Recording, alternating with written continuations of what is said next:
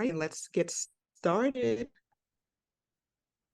We will begin with MedStar Georgetown.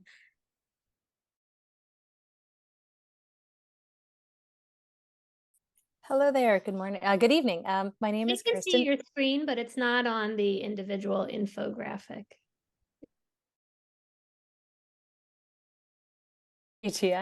Hi, good evening, everyone. My name is Kristen Hopkins. I'm the program director here at MedStar Georgetown, and I believe I have in the room two of our two chief residents, Harry Mastaklis and Sarah Magaziner here as well. And we are a medium, smallish program based in Washington, D.C. And we are a little bit unique in our situation in the District of Columbia. We have 11 categorical residents and 4 medicine pediatric residents per year, which adds a lot to our experience having our med-peds residents as well.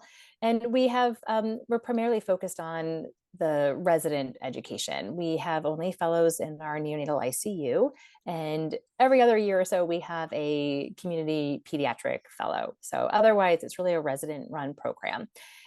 We have experience, though, in 5 different settings in the District of Columbia and the greater DC area. Because DC is pretty small geographically, it's easy to get to our other sites, both in Virginia and in Maryland. And so you do get the opportunity to practice in a variety of settings, both community hospitals, university-based hospitals, and freestanding children's hospitals, at least one of which you'll hear about this evening from Children's National. We have a pretty small resident to patient ratio, and really getting the opportunity to get to know your patients well as experiencing a variety of patients between the 5 locations. Our continuity clinics are all based in one site, where we have the unique opportunity to have an integrated behavioral health program that's really robust, including a psychiatrist who is there not to see patients on their own, but to actually teach our residents how to manage behavioral health in the primary care setting. But along with that, we have a robust behavioral health curriculum that expands into our academic half day as well, which really focuses not just on primary care, but subspecialty care. It's a really unique aspect of our program. Excuse me. We have a strong emphasis on resident wellness and support. We are part of a larger MedStar health organization, which is 10 hospitals actually in the greater DC Baltimore area. But within that, we're the only main pediatric hospital. There are some smaller NICUs in some of the other hospitals, but we're the only general pediatrics. And so we get a lot of unique opportunities as part of that. Being in the District of Columbia, we have opportunities to do some pretty cool things for our annual retreats. This year, our chiefs who are on the call here planned our spring retreat, where we got to have a lot of fun enjoying some of our DC monuments and getting to get outside and enjoy the spring weather before we got a little too hot and sweaty for the last couple of days. We do accept J1 visas. I know that's a concern for many of our applicants, and our program is really diverse, both where our residents come from internationally and within the US, and that really reflects our patient population. We have patients from all over the DC area, but also internationally. We have a unique solid organ transplant program that brings patients from all over the world for both liver and small bowel transplants, and then a really unique and growing young adult and adolescent hematology oncology programs. So some neat experiences that you have access to within our own hospital. And we are available for any questions. We'll be able to be here for the chat afterwards, and want to pass it along, I guess, to the next person here. Thank you so much. Sure. All right. Can you all see the advancements of the screen? Not yet. No. Now you got it. All righty. Is there a larger presentation mode you can put it on? Or So can you see it? we can see it. I don't know if it can be bigger. We can see it, but we can see lots of other stuff too. So if you Right. that little button on the bottom that has the 2 arrows going diagonally in the bottom right next to the question mark, I bet if you click that, you'll be good.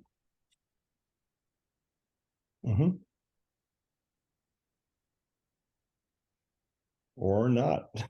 I think you need to share your whole screen. Okay, let's You're just sharing the specific document. Yeah, You need to yeah. share your whole screen. Yes. do that now. I am so sorry, you all. It's all good. The world is a baffling place these days.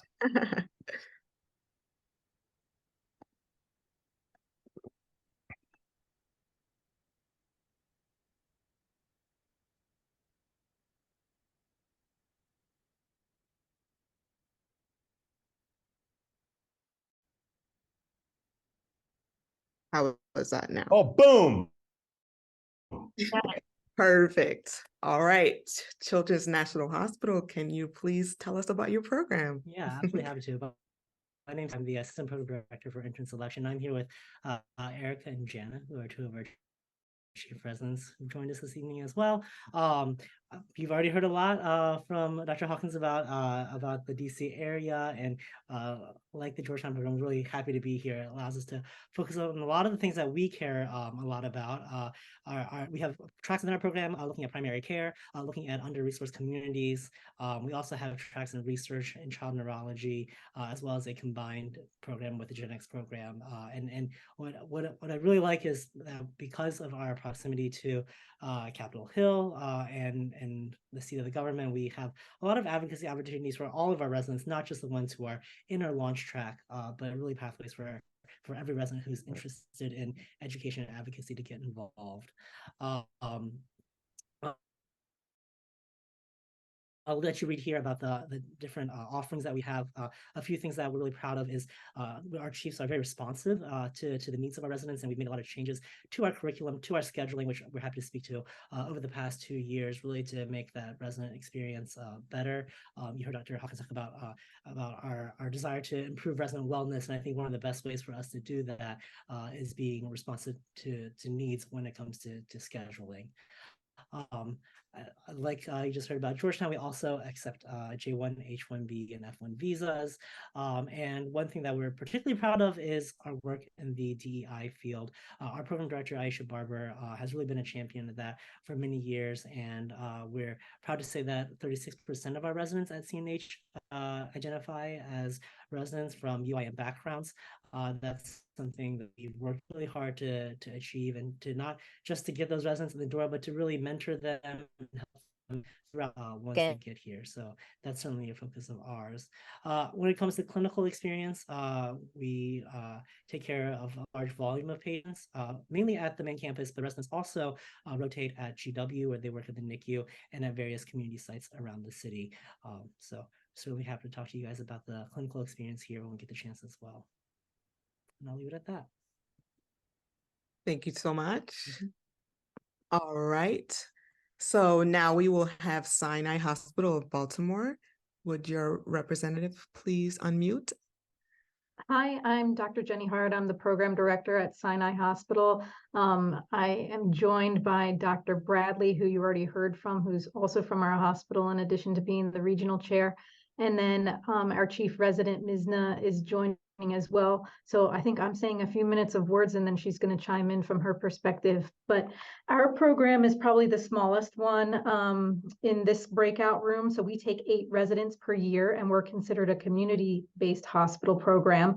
We are located in Baltimore City, in close proximity to the other Baltimore programs, Johns Hopkins and University of Maryland. And I think what really makes our program unique is the size of our program. So we have a diverse resident population with residents from USMD schools, osteopathic schools, Caribbean schools, international medical grads. We also take J1 visas. And we have a very close-knit environment between our faculty and our residents, and that really fosters a great relationship for mentoring, so that you really get individualized attention. You form these very strong longitudinal connections with your attendings. We have a very heavily involved scholarly activity committee where residents really learn the basics of designing a good study question, going through IRB approval, and getting that close mentorship. And then I think that the diversity of our area, which you've already heard about, opportunities for advocacy, which you've already heard about, just strengthen our program even more. We're very fortunate to partner with Johns Hopkins and the Kennedy Krieger Institute for multiple rotations so that you get the experience of a community hospital, but also the experience of a large tertiary care center with multiple subspecialty services. So we think that that really augments the experience that you get in the education here. We're really excited for several of our curricular initiatives, one being a boot camp curriculum where residents spend one block at the beginning of their intern year, rotating through some of the core pediatric residency sites to focus on things like putting in orders and getting familiar with your organization system and so forth. And that's a curriculum that has gotten really high praise from our interns who've gone through it so far. Like probably most of the programs on this call, we're gearing up for some changes that the ACGME is making. So although we have a traditional block schedule right now, we're probably moving toward an X+Y schedule in the next year or so. We're also fortunate that the former program director of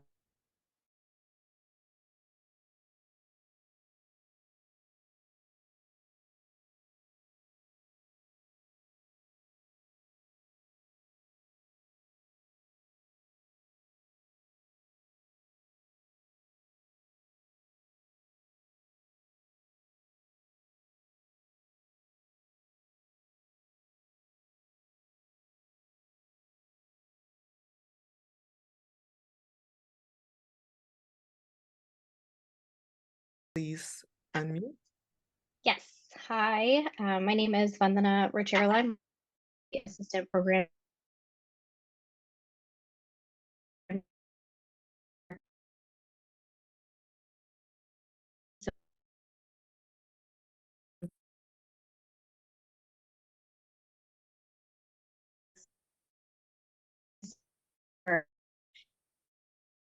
Are located our media circle.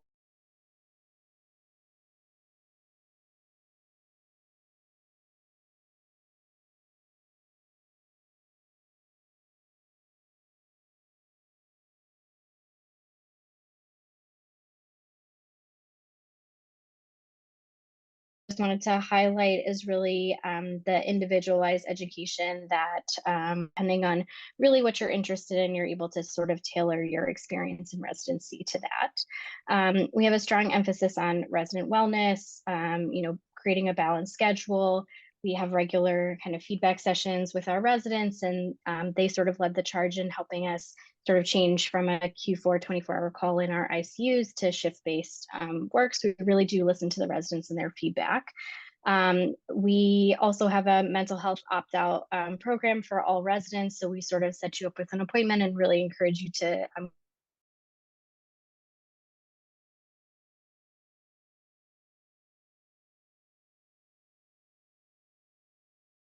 So we have a pediatric diversity council that is department-wide, so it has faculty and resident involvement. We have 3 subcommittees for education, recruitment and mentoring, and community engagement, and there's always things going on. We do have a social justice curriculum, so we have monthly morning report, monthly noon conference, and then quarterly department-wide grand rounds. We will also be having social hours throughout the recruitment season, so definitely check those out when you can. And then I guess the other thing I do want to highlight is just that Baltimore is sometimes doesn't get the best reputation, but it has been a fabulous place to live. I still live here with my family and my daughter, and we enjoy sort of all the things that Baltimore has to offer in terms of kind of dining, unique neighborhoods, lots of fun things in the area. So hopefully you come and check us out. Thanks. Thank you. All right. We will now have Johns Hopkins, if a program representative will come on, unmute. Awesome. Hello, everyone. My name is Marquita Genus, and I'm the Associate Residency Program Director for Hopkins. I have the wonderful opportunity to tell you why Hopkins is for you and why you should choose to apply to us. I am stepping in for our Program Director, Dr. Sholkowski, who is working in the PICU tonight. So as you can see from my background, I have a picture of the Children's Center, which was newly opened in 2012. We have 205 inpatient beds and about 45 NICU and PICU beds. One thing that I appreciate about Hopkins is that we are a large tertiary care academic referral center. So not only do you get our bread and butter pediatrics from our community, but also we get a lot of referrals from national as well as international.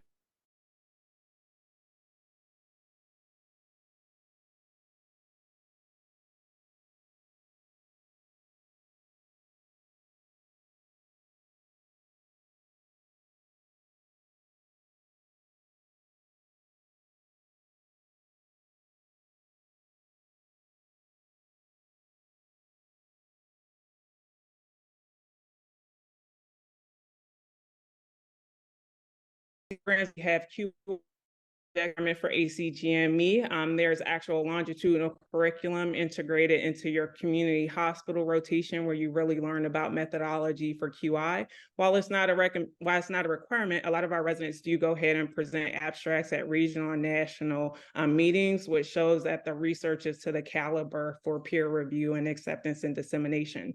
Like a lot of residency programs here today, we work hard, but we play hard too, and really like to provide an opportunity for our residents to get to know each other, get to know faculty as well as program leadership.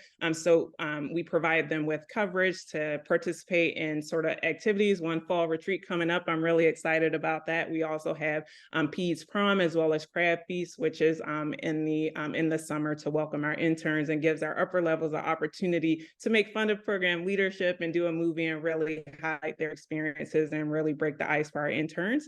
In terms of our curriculum, we have traditional block schedule. One thing that I appreciate, as you can see, I appreciate a lot of things about our program, is that not only do we do exceptional training for you to become a pediatrician, but if you come in with interest in global health and health equity, we have specific tracks where you can rank into. We accept 2 residents per year. And again, really gives you additional competency in global health and equity and health disparities research. For those who have an interest in research, we have accelerated as well as integrated research pathway. One is more geared toward ND PhD candidates, and you guys can learn a little bit more about that on our website. In addition to getting exceptional sort of clinical training, we also recognize the importance of professional development outside of the delivery of healthcare. So we believe that we as physicians are medical educators, and we like to train our physicians as such. And I think that sets us apart from a lot of residency programs in the region. So we have a resident as teachers curriculum throughout all 3 years of your training.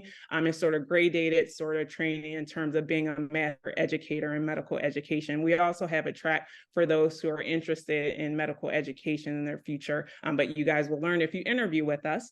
In addition, we also have a commitment to diversity, equity, and inclusion. It was highlighted that Baltimore in our region serves a very diverse patient population. We have a Peds Diversity, Equity, and Inclusion Council, which is comprised of fellows, faculty, and residents, really focused on the recruitment, retention, and advancement of underrepresented medicine trainees, recognizing that goes beyond race and ethnicity, but also recognizing our LGBTQ community as well as those with disabilities and other areas that make inclusivity.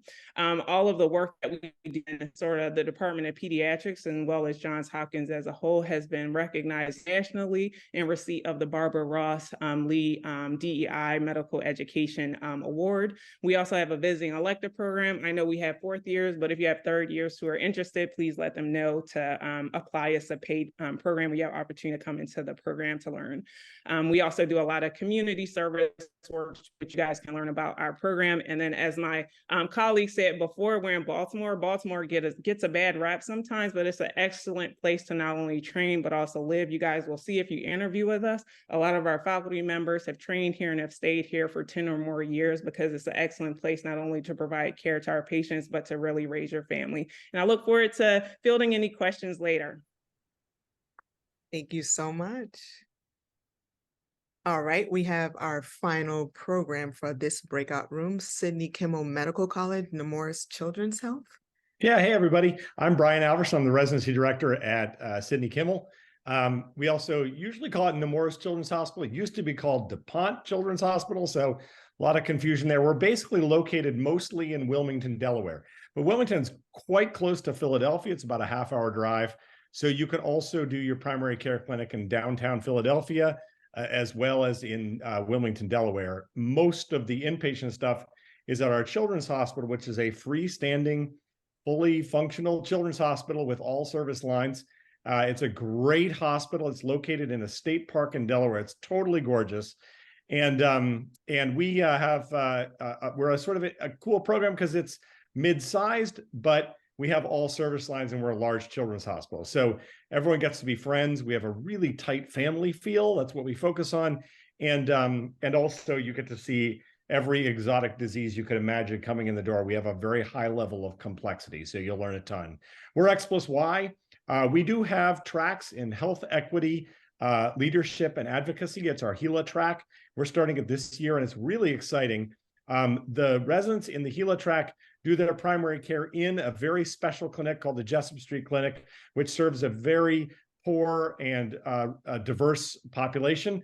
It's a really great opportunity. Then we also have our global health track, where you can do rotations on the Navajo reservation. You can do rotations in Jamaica, Africa, a variety of other places. But also, it's more than just doing rotations there. You're learning how to be an effective leader and advocate for change in countries with fewer opportunities and resources. And it's a really, really amazing experience. And we've really worked on that curriculum thoroughly. We have an advocacy curriculum as well. And we have all the other things that we do with other integrated programs like MedPeds, Peds Neuro. Additionally, we're basically a sort of very friendly bunch. We have a bunch of great activities that we do together. Really fun retreats out on the beach in Delaware, and a really wonderful, warm group of faculty. The faculty you get to know really well. You come to our houses for dinner. We're all friends. And what I sort of love about the place is there's a lot of really close mentorship. So we also have an education program, residents as educators, and it's a 3-year process, and you get oversight with a bunch of different attendings. There's 2 of my associate program directors are here, and we're just going to talk a little bit about it. I want Jill to talk a little bit about living in Delaware, and then Robin's going to talk about our amazing diversity opportunities and efforts. So I'm going to hand it over to Jill. Hi, everyone. My name is Jill Savage. I'm one of the APDs at Nemours Children's Health Delaware. Really excited to meet all of you today, and specifically highlight our fabulous location of Wilmington, Delaware. I'm definitely biased. I was born and raised in this town and love it. But similar to all of y'all, in Baltimore, sometimes Delaware, people wonder what the heck happens there and what do you do? And so just briefly, Delaware is a really fun place to live. As Brian mentioned, our hospital is housed in one of the mansions, the Nemours Mansion and Gardens.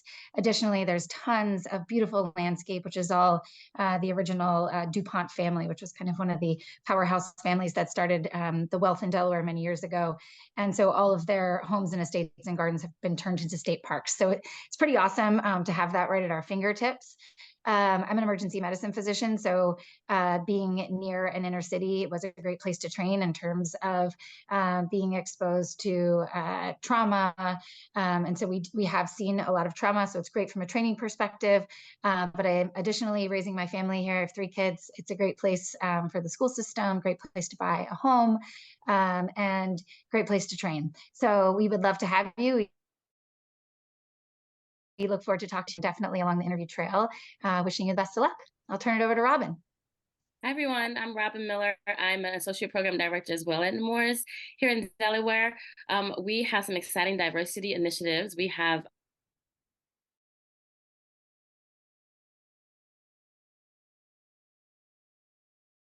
to it based on feedback and just the changing scope of medicine. Our academic institution is Jefferson in Philadelphia, and so you are able to participate in their Alliance for Minority Health Professionals as a way to have exposure to other specialties doing diversity initiatives. Here at Nemours, which is a separate institution for our hospital, they have associate resource groups as well that are dedicated to diversity and have certain initiatives at the hospital. As part of our residency program, our noon conference has done an overhaul, and so we have a diversity initiative to all of our new conferences. We are unique because we're at Nemours in Delaware, but we also have a working relationship with the Nemours in Florida. And so as one of the initiatives, we're pooling resources to sort of revamp and sort of beef up our diversity new conferences for all of our lectures. We have a diversity interest group where everyone is definitely welcome to join. We have fun things planned. We did a movie night last year. We plan to continue that this year because it was a hit, but we're also doing a diversity dinner club and a couple of other fun activities that are coming throughout the year. It's a focus on recruitment as well as education throughout the school year, throughout the academic year. And so we are dedicated to diversity here at Nemours and look forward to more initiatives and bringing more people on board. It's nice to meet everyone tonight. Thank you so much. All righty. So that concludes the pediatric program overview portion of the evening. So now we will open up the floor to a live question and answer session. So if you have any questions, you can either put them in the chat or unmute your mic and ask whoever you would like to ask. Floor is now open.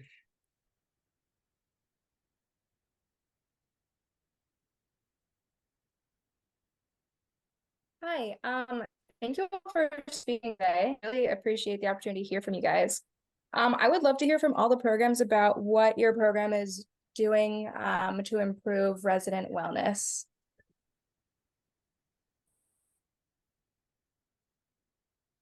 I guess I can start.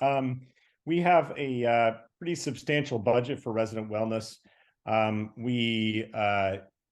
the basic thing, we basically give you all your food for free. I think that helps. You come to noon conference and we're going to feed you, which is lovely. We also have opt-out mental health counseling so that you will get a call from a therapist. You can always opt out, but we make sure that destigmatizes the need for talking to a therapist, which I personally think is important for everybody to be able to talk about issues that are going on in their lives. If we don't tackle mental illness in the medical field, who are we as physicians? We have a huge number of activities. We have a softball team. I just made all the t-shirts yesterday. That was really fun. We have a whole bunch of activities that we have. One of the associate program directors, Casey Coleman, is our wellness guru, and we do, oh my gosh, every Friday there's activities. We have yoga, we have planting succulents. I can't begin to list the number of activities, but it's important also that, when things go bad, you have help. And we firmly believe that a family environment is how you survive, and loving each other. And we lead and survive with a family feel. So when, a child dies, we all get together, we talk about it. And I think that learning how to work through those moments of sadness is how we all can go forward, and we do it together.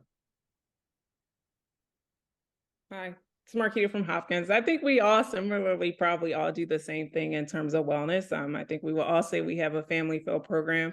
We also have opt-in or opt-out appointments for mental health for all of our incoming interns when they come in, and all interns when they come to our program have the option to opt out of mental health. In addition, we have a wellness committee that is ran by one resident representative or two resident representatives from each class, and they are giving funding so that they can choose things that they want to do as a sort of cohort for their wellness. And in terms of the residency program, we have other funding to support some of the events that I told you guys, such as our fall picnic, our Peds prom, et cetera. We also integrate wellness-based lectures into our noon conference, making sure that people know that wellness and mental health should be destigmatized and something that we're open and honest and talking about in our everyday talk. So there's opportunities through our noon conference to learn about burnout, sleep, fatigue. We also have backup system where if residents need to leave due to feeling fatigued or having signs or symptoms of burnout, we have that system so that we can utilize it when necessary, and then appropriately connecting students with My Support, which is a system within Hopkins to get sort of emergently connected with a mental health specialist if needed. So a lot of primary, secondary, and tertiary support systems. But I think one thing about our program is we do have a family feel as a program, and all program directors and chief residents have an open door policy, and residents know that they can come to us at any time when they need support for anything wellness related. So yeah. Hi, this is Jana from Children's National. I'm one of the chief residents, and I'm the wellness chief as well. So basically, we do prioritize wellness a lot, and we also have all the opt-out sessions for all the residents. For interns specifically, we do have a float weekly, a 3-day weekend when you're on an inpatient unit, and also at the end of the first year, we do a beach week where all the interns can go and also like have a good time together, in addition to like bonding as well.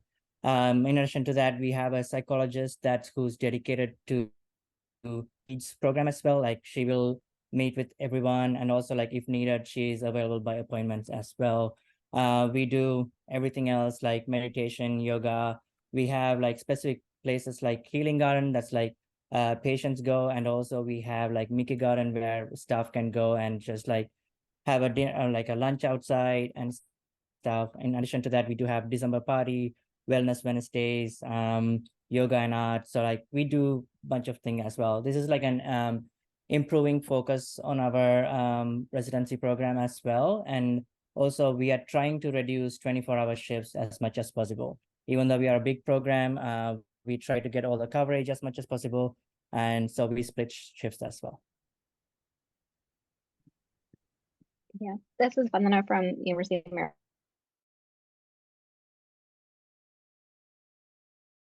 Services, we have wellness stage. You can take them whenever you want, sort of no questions asked. That's time for you to do whatever it is that you need to do, and not for doctor's appointments because those can be scheduled around other things. So really you can take those wellness days when you want. We do have like a backup system. So we know if we have residents who are worried about, who are particularly burnt out or come to the chiefs and the chiefs are worried, we often can use our sick call system for that too, which has been great. So not just for illness of colds and things like that, but also for our residents who are feeling particularly burnt out or need some extra time. And then we do have a resiliency retreat workshop that is like a full day for our PGY2 residents, sort of halfway through the year when they're probably their most burnt out. And we really focus on sort of talking about what ways they can sort of build resiliency, and sort of talking about tools that they can use, and also talking through the hard parts of medicine, like was spoken about before, and sort of how do you get through those things. So we sort of do it all throughout residency, but we have a day dedicated for our residents to be able to do that as well. So yeah, in addition to all of retreats and things like that we do throughout each year. Hi, I'm Mez from Sinai. I'm going to be quick with mine because we're repeating a lot. We have a wellness committee, resident run, same mental health supports. I was talking about our Nintendo Switch that we have on the unit. We have tournaments all the time. We have an elliptical on the unit, a massage chair, group yoga. Something I enjoy is Liver Rounds. It's a monthly meeting that we go out with the attendings. Last time we went to did trivia as a group. The competition was fierce. We celebrate holidays, Eid, Christmas, Rosh Hashanah, Diwali. I organized a retreat a couple months ago to Hershey Park. A bunch of us got together, rode all the roller coasters. So lots of wellness at our program too.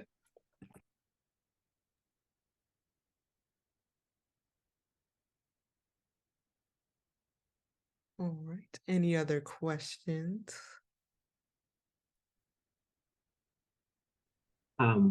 I actually have a question, if that's okay. My name is Andrew Joseph, fourth-year medical student from Nova Southeastern in Florida. My question was actually to all of the speakers. First, just thank you so much for taking the time to share all of your incredible programs. The biggest question that I had was, obviously, you get a lot more applicants than spots for your residency programs. And so I was just wondering, what are some things that you look for in the overall application that may help an individual stand out if there are certain deficiencies in said application, perhaps in regards to COMLEX or USMLE scores? Thank you. I think in general, Andrew, all of us are probably looking for the applicants who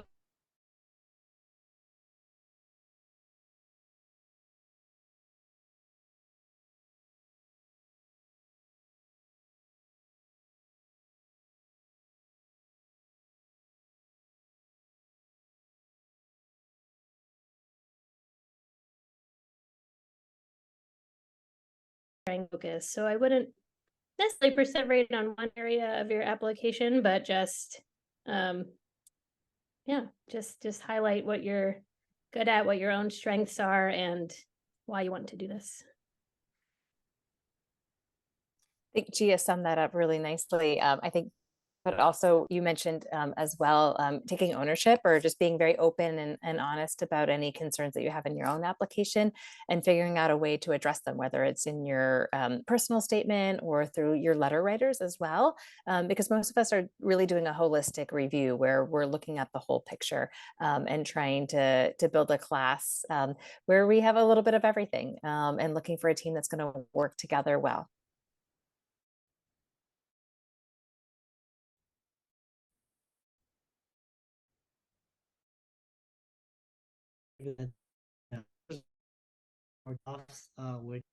And certainly clinical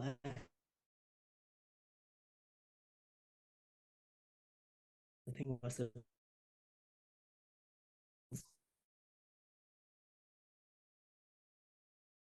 things you've been interested in, that's interested in med ed. To me,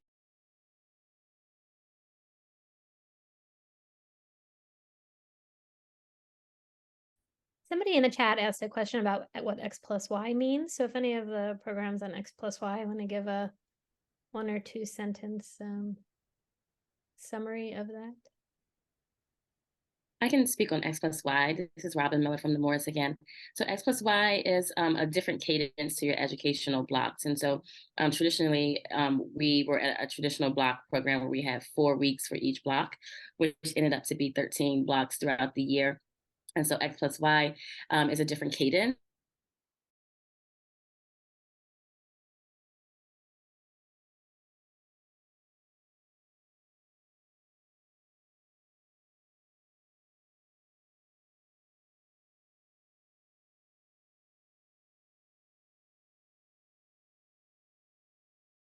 Of your Y block.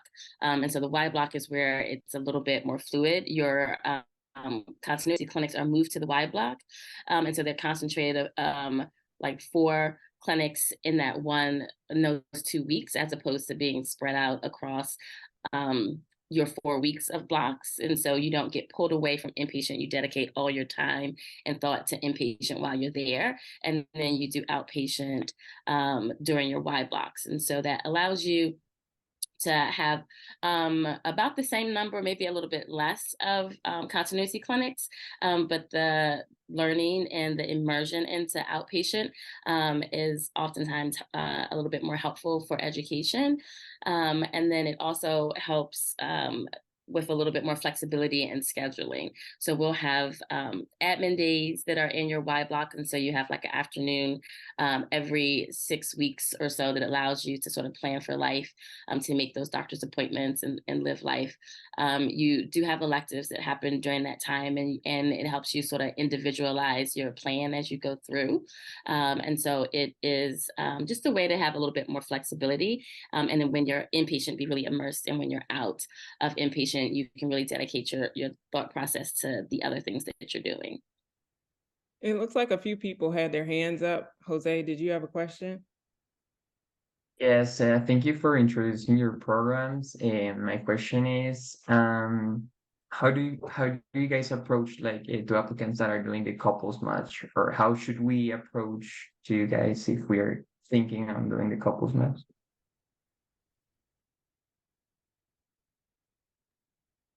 I think it's mostly just making sure we know like know that your couple's matching and know where your interests lie? It's pretty common. We have on any given year, 10 to 18% of our applicants are couples matching. So I think it's pretty common in the DMV area. We have couples in our program, including one who's on the chat here, our chief resident, whose significant others in Baltimore. So it's pretty easy to do to DC, Baltimore, and in the area. And we've had that multiple times in the past, as well as military match. That's the one part for military match that we don't see on our end from ERAS.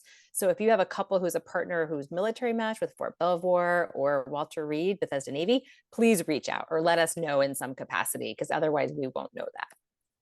Yeah, I would also say, like, in addition, sort of let us know sort of couples match for those in medicine, but we're all family programs. And if you have a partner who you're considering relocating, we also help with connections with people. If we know people outside of medicine, for example, we've connected people who are interested in becoming teachers with connections that we have, just so you can know what your life would be like in Baltimore as a resident here at Hopkins. So we want to know about your family and how we can help you learn about how you and your family fit into our program as well as in Baltimore.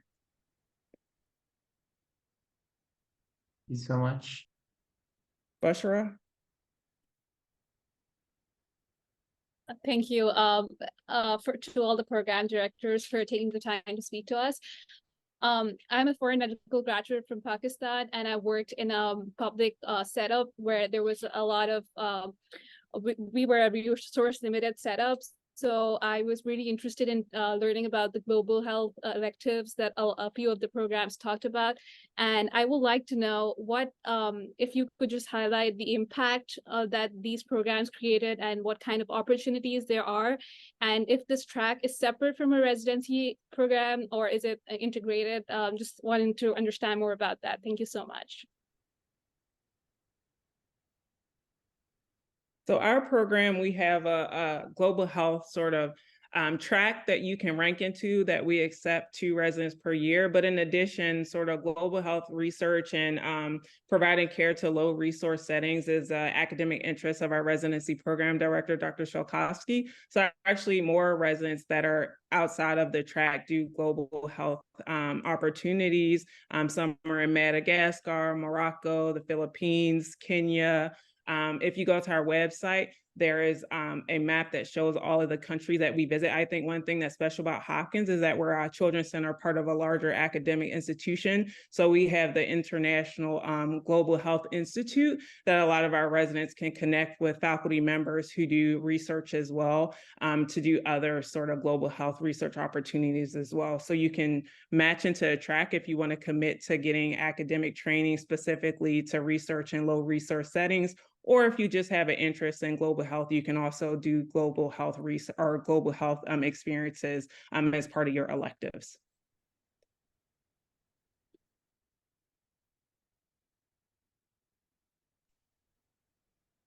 All right, and we can just take one more question. We do have to move on to the resident happy hour. Yeah, so hi, my name's Alana.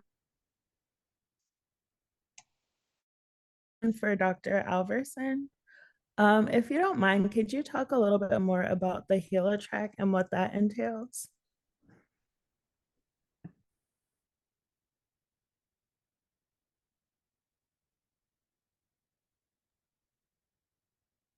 So Brian, I'm sorry. I'm gonna have to jump off, Jim. And so it's our health equity track that we're starting. And so it is at clinic in inner city Wilmington is where it will be based. And so with that one, the cadence will be a little different. We're looking to have, instead of the strict X+Y and sort of the clinic sort of just in the Y block, they're sort of spread out to give a little better continuity that works better in that setting. And so patients do come back and sort of follow along. Our other clinics, that continuity wasn't the same. And so we're able to sort of personalize that tract. It's a focus on social determinants of health and sort of learning a little bit more about that throughout the tract and your educational experience. Did that answer your question? Yes, thank you so much.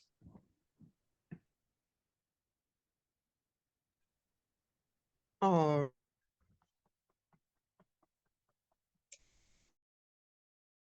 hopefully everyone's questions was answered in the chat, but we do need to move on. So now we will ask our program directors to kindly log off, and we'll transition to our resident panel portion of the evening. Welcome everyone to room 2. My name is Divya Kevaramani and my pronouns are she, her. I recently graduated from medical school in January and I'm currently serving as a research fellow at Children's Hospital of Pittsburgh. I would also like to introduce our FPR member, Alex, who's working really hard behind the scenes recording. I would also like to introduce our program representatives I would like to invite our program representatives to give a short presentation on their programs for 5 minutes for the first part of the evening, and then we will take questions after all the presentations. Attendees, you can, however, leave your questions in the chat as we go. We also encourage programs to make use of the chat to answer any questions they can in case we run out of time. At 1 minute remaining, I will notify the presenter, so please excuse me for that. Our first program for the evening is Atrium Health Carolina. I would like to invite your representative to please unmute and tell us about your program. Hey, good evening, everybody. I am Steve Hannigan. I am our APD for recruitment in Charlotte, North Carolina.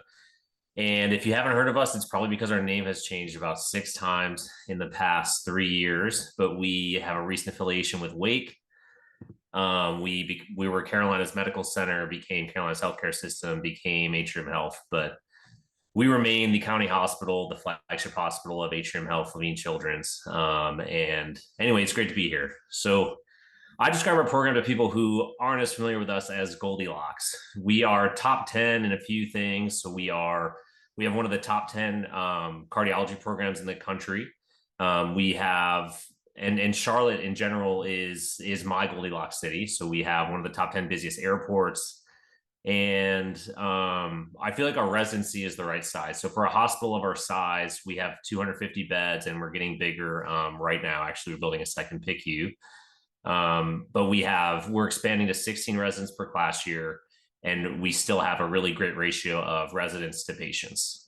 The nice thing is you'll be joining a program where the residents aren't used to staffing the entire hospital. So we have a ton of nurse practitioners and PAs who handle the volume. So we respect our residents' learning caps and they can focus on learning and learning through patient care. So Dr. Primus is our program director. She is on vacation. She's in Canada and she sent me this beautiful picture, like having a picnic next to a mountain. It looked awesome. If she were here, she'd want me to talk about wellness. So she is the vice chair of education. She's a program director and she's the director of wellness for all of medical education for our campus. And we have a really active wellness committee. We have monthly social events at Dr. Primus's house. Generally it's one class, but around the holidays, she has all the classes over for a big holiday party and a white elephant gift exchange, which is always a highlight. And we do have faculty coverage for that party, for the graduation every year. We also do other social events outside of that. So our social committee usually plans an event about every other month. We'll go to the baseball games, which has an awesome stadium in Uptown Charlotte. Or we usually do a football tailgate for the Panthers. If they're good this year, we'll definitely do one of those. And we'll go to like new restaurants that are opening or do like trivia at a brewery or something fun. As far as going to fellowship, about 2/3 of residents go on to fellowship. For those who choose to stay in Charlotte, we have an excellent track record of placing residents in primary care peds jobs in and around Charlotte. The city has grown 3 to 4% every year since 1990, which means that we're always growing. There are always jobs. Even in the kind of interesting job market we saw after COVID, we were able to place all of our graduates who wanted to stay here into jobs locally, which was great. As far as mental health, so every employee at Atrium Health is eligible for the Employee Assistance Program, which is 6 mental health counseling visits a year. If you need a higher level of care, a different care, they will refer you out. And we schedule the first appointment for all of our residents in the first 2 to 3 months of residency, just depending on what rotation you start on, just to make you aware of that resource and in recognition of that difficult transition to residency. We do have a couple of interesting individualized curriculum options. So everyone does a longitudinal rotation that is either advanced advocacy, global health, or an office-based preceptorship, where we'll place you in the office of your choice. That can be Gen Peds, it can be a subspecialty, or it can be an inpatient or ICU with the same doctor. And so you'll really see what their practice is like over the last 2 years of your residency. You'll get an excellent letter of recommendation for your fellowship or an excellent career mentor. And it's a really great experience for our residents. If I had to summarize our program in 3 words, it would be collegial, inclusive, and supportive. I do want to take a second to talk about our DEI work. So we have a brand new vice chair of DEI, and she was just named like a week ago. And I'm so excited that it's Dr. Dixon. She's been the director of our adolescent clinic for a couple of years now. And she brought and really delivered our Health Equity Grand Round series, which is in its 3rd year and is up and running really well. So I'm excited to see what we can do with her leadership, but she's going to be excellent in that role. And I'm just excited for the year to come. I'm going to pause. It's been about 4 minutes and 30 seconds, and I will pass the torch to the next program. Thank you. Our next program is Wake Forest University School of Medicine. If the representative could please unmute and tell us a little bit more about them. Good evening, everyone. My name is Elizabeth Halverson. I'm the program director here. I am actually working nights tonight, so I stack the deck with program representatives in case I get paged away. So I have my 2 APDs, Kimberly Montez and Chad McCullough are both on, and one of our chief residents, Lauren Tapp. So they will all tag team with questions later on. But I'd love to tell you a little bit more about our program. We are medium sized. We have 14 categorical peds residents and 2 child neurology residents per year. And there's really 3 things we'd most like you to remember from tonight. 1, we have incredibly strong clinical training with very few fellowships, so that allows you as the resident to really take the lead on direct patient care. 2, we're well known for our strength in advocacy at both the faculty and resident level. And 3, we're a very tight-knit, family-friendly community, and we'll provide you a little more detail about each of these as we go. So first, clinical training. Our resident inpatient rotations occur at Brenner Children's Hospital, which serves a large multi-state catchment area, features a level 1 pediatric trauma designation, a level 4 NICU, ECMO capability, and board certified faculty representing all of the pediatric subspecialties. Our excellent residents take excellent ownership of their patients and are given graduated autonomy throughout their training, so that our upper levels are really running the show, managing the care of some very sick patients. Continuity clinics are held at the Downtown Health Plaza, which is certified as a level 3 patient-centered medical home and is strategically located in a medically underserved area. As a result, residents care for a diverse and under-resourced patient population, in which 67% identify as Hispanic and 25% as Black. We also have a large immigrant and refugee population. Non-English speaking patients account for 44%, and over 90% of this population has Medicaid. We prioritize a true longitudinal experience in continuity clinics, so residents at every level are relieved of their other clinical duties to attend their clinic throughout the year. They're assigned to 1 clinic day during their time with us, so they build really close relationships and some friendly rivalries between clinical days with the other residents and faculty who are on that day. So because of these relationships and because of the importance of patient continuity, we have no plans to transition to X+Y scheduling. To best address the needs of this unique patient population, residents build skills to screen for and address social drivers of health right alongside learning the medicine. So we have wraparound services and resources available for patients with active partnerships with many community resources that are co-located in our clinic. These include WIC, behavioral health, lactation support, parenting programs, and subspecialty consultation services. Our graduates have a 97% rolling board pass rate. On average, half pursue general pediatrics and the other half pursue fellowships, and we have really excellent match results that you can see on our website. I'd like to turn it over to Kimberly Montez if she is on. Good evening, everyone. I'm Dr. Kimberly Montez. I'm Associate Program Director and Vice Chair for Justice, Equity, Diversity, and Inclusion at Wake Forest. And the second aspect of our program that we'd like to highlight is our advocacy curriculum. Our program realizes that pediatric care involves more than one-on-one interactions in the hospital or the clinic setting. We feel that all residents, regardless of future specialty, should be empowered as lifelong child health advocates. Therefore, we don't have a specific advocacy track, but instead, our 3-year longitudinal advocacy curriculum exposes all residents to our community's child health inequities and builds skills to address these inequities through experiential activities and the development and implementation of a mentored advocacy project. The advocacy curriculum is also comprised of a windshield tour during orientation, site visits with community partners, home visits with patients, didactics that incorporate social risk factors and racism, bias, and discrimination, self-directed modules, and journal clubs.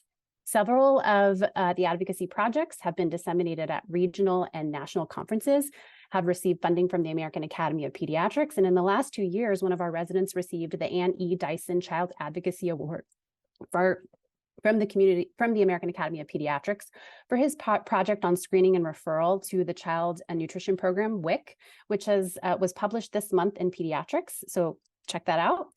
Furthermore, several of our faculty have regional and national recognition for their advocacy efforts and are highly invested in mentoring the next generation of child advocates.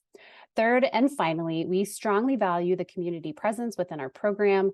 Our program is large enough that we can absorb coverage needs for any resident emergencies, but small enough that residents and faculty really get to know each other on a personal level. We have multiple mentoring relationships built into the program, but we found that many mentoring relationships come organically because of the nature of our community.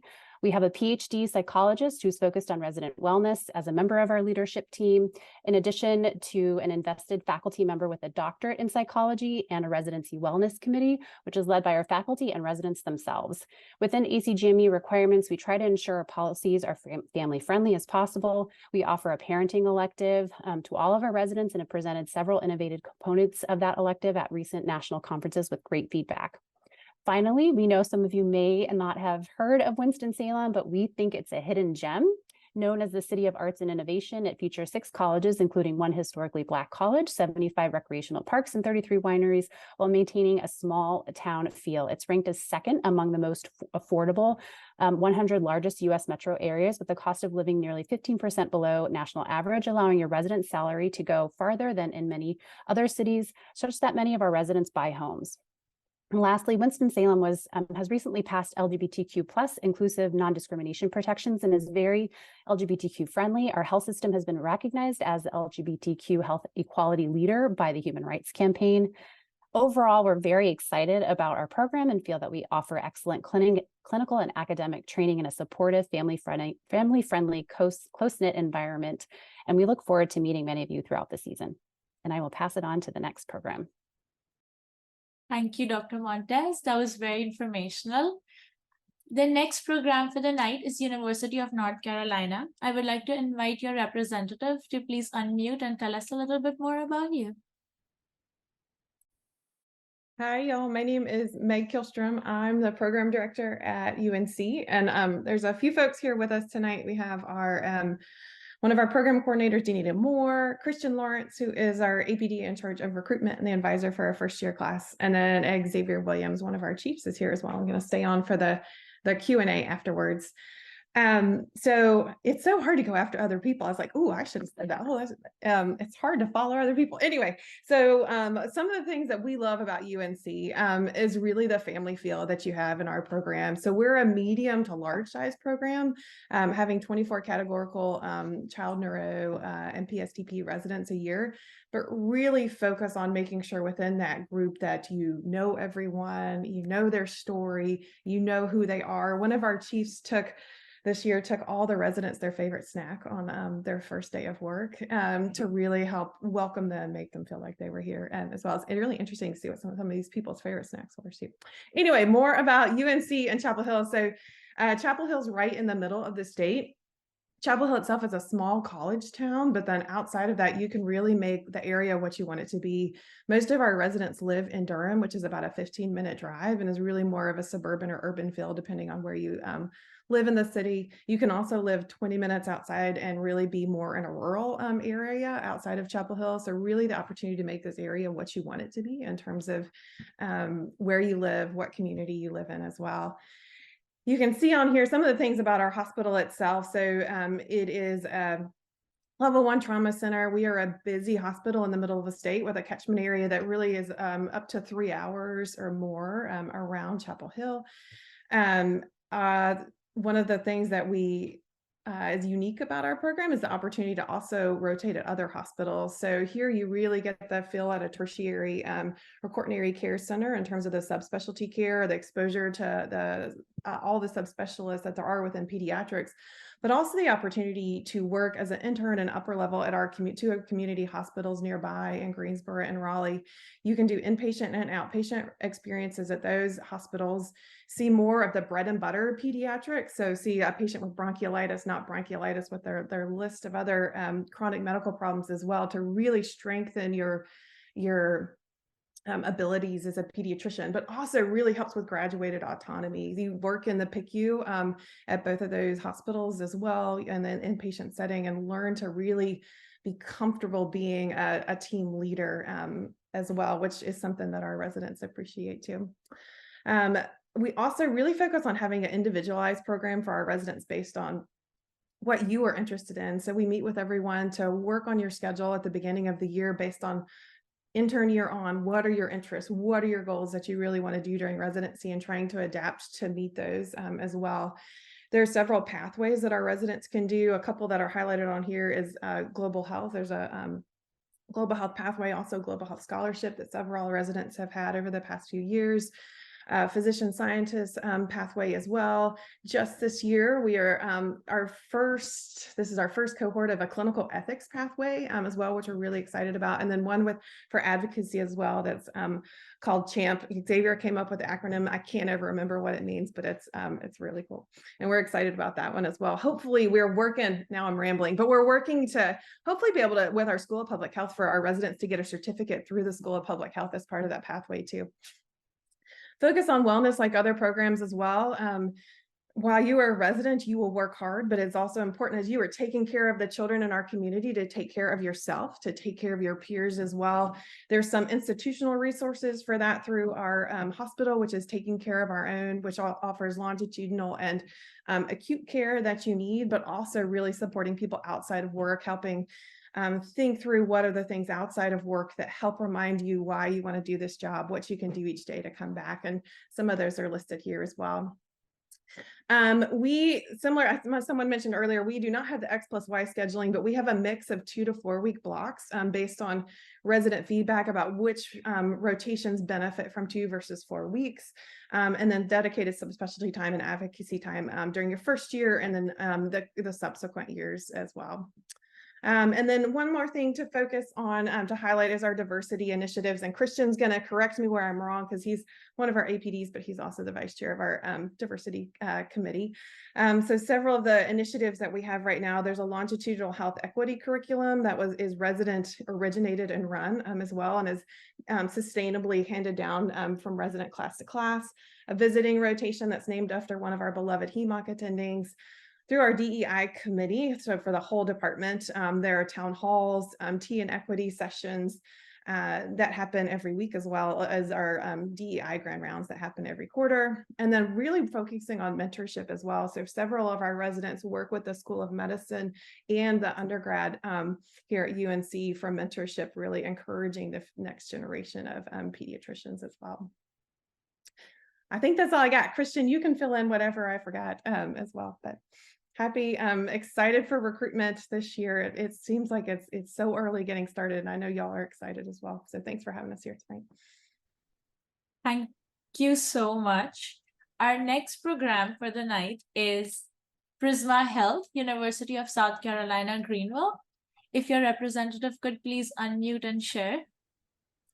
Hi, everybody. I'm Amanda Hartke. I'm the program director for Greenville, and I'm just loving the fact that all of us in the South, known for talking so slow and easing into conversations, are just getting all that information out to you. And I think that just speaks to how wonderful these informational sessions are, and getting you that piece of information, that feel of the program. So try to give you a little sense of our program. I've been the program director for about 3 years, about 6 years before that as the associate program director. We are considered a medium-sized program. We've historically had 11 residents in pediatrics per year, plus 5 med ped residents.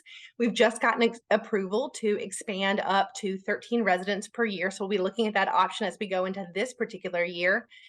And we are a hospital within a hospital, but we're really that resident-focused children's hospital. We only have one pediatric fellowship, and that's developmental behavioral peds. So no inpatient fellows. So our residents are right at that forefront of clinical care decisions. They're right on those first pass of who gets to have those procedural opportunities, but also really that one-on-one teaching with our specialists and our generalists. We have about 200 faculty that are just focused on being not only wonderful clinician, but really wonderful educators. And I'm lucky enough as a program director to be able to have to turn some away from giving lectures and from being part of what we call our mentor houses, which is both a resource of mentorship, but it's also really a social and community, both for our residents and their loved ones and significant others. So this is everything from it's a little bit of a friendly competition. Our residents are divided into 3 groups, so with an almost even number of faculty mentors that join in these houses. The competition is based on everything from a little extra points for you might have had a champagne tap, or you stepped up when somebody else felt like they were drowning in admissions, or maybe you just did a moment of self-care, whether that was a run on the trail that connects us to one of our rural communities just up the road, or whether that was truly just going and taking a nap. And you can report that too, because like so many of these programs tonight are saying, being a physician and training as a physician is also realizing what you need to have a sustainable career. So as we get to know our residents, as we have our residents enter that first time, we're going to ask, our chiefs are going to go through, what is your workforce appreciation language? Are you somebody that needs time, that you need a moment of space, you need an act of service? What is it that really, those words of gratitude, what is it that really fills your cup as you are pouring so much into all of your patients and all of your learning? So in terms of that learning piece, we really work to know not only your professional goals, but your personal goals. Are you headed back to the small town you grow up in, or do you want to be a program director one day? Where is that trajectory for you, and what do you need to get there?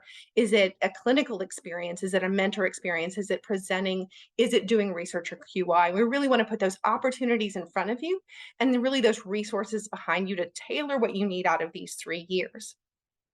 Now, life goes on during those 3 years. And so is Greenville a place is our Greenville? I know we have another Greenville up next. So is Greenville, South Carolina, where you would want to spend those 3 years? So a little bit about our city. We're about like somewhere on that upper edge of small town or small city, large town, about 70,000 people, relatively low cost of living, even for the Southeast. So residents can rent, can buy.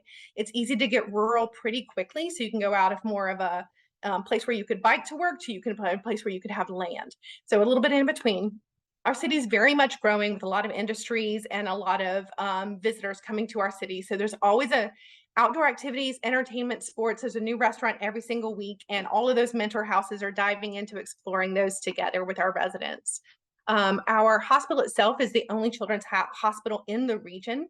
We have a catchment area that includes parts of North Carolina and Georgia, and we have a very busy, the largest Medicaid clinic, pediatric Medicaid in the state. So high volume, high acuity, lots of resources.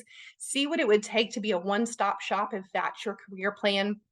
But we also have a secondary clinic as one of our longitudinal sites that gives those that are looking for more of a rural, under-resourced area and trying to see what would it be like to be a physician in those areas.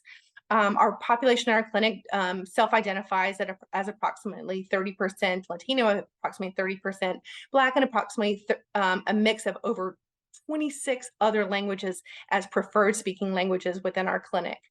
Our curriculum itself, like I said, is really designed to help you determine your own career path. The way we try to do that is give you a taste of as much as we can in that first year.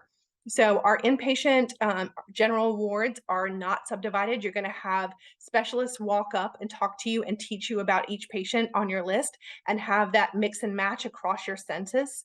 We have PICU in our first year, NICU in our first year, and really get you that spread of what is sick, what is well, and what do I like. The same time we're introducing you to all those faculty. The next pace beyond that, we, like some of the other programs have said tonight, we have considered X+Y. For us, that would actually be less outpatient option. And we do that with a lot of intentionality, because for many, even those going into fellowship or specialty tracks and in their career path, they may be in an outpatient world. And we want you to see what that looks like as a career option. We also have a lot of breadth of options for medical educators, whether that is taking part in as our resident as teacher, where you are the preceptor for the clerkship students in our clinic as a third year, or teaching on the wards, or running the transition to residency boot camp for our medical students. So lots of opportunities to dive into the piece of medicine beyond the clinical that makes sense to you and really challenges you and excites you about your program. And then finally, we try to be very responsive to our residents. We have a monthly town hall. They absolutely give feedback. They look forward to it all month for all the things they tell me they want, whether that is new markers for the whiteboard or whether that is, I no longer want Q4. And so that is kind of how we ended up with our hybrid system right now. That's how we have changed and adapted each year. It's very, very much what the residents feel like works for them within our system. And I'm lucky enough to have leadership at the higher levels of our institution. My chairwoman was a former program director. Our over the DIO is a former program director. And these are all people who value residents, not just for the service they provide, but value our ability to educate them and launch them into the next step of their careers.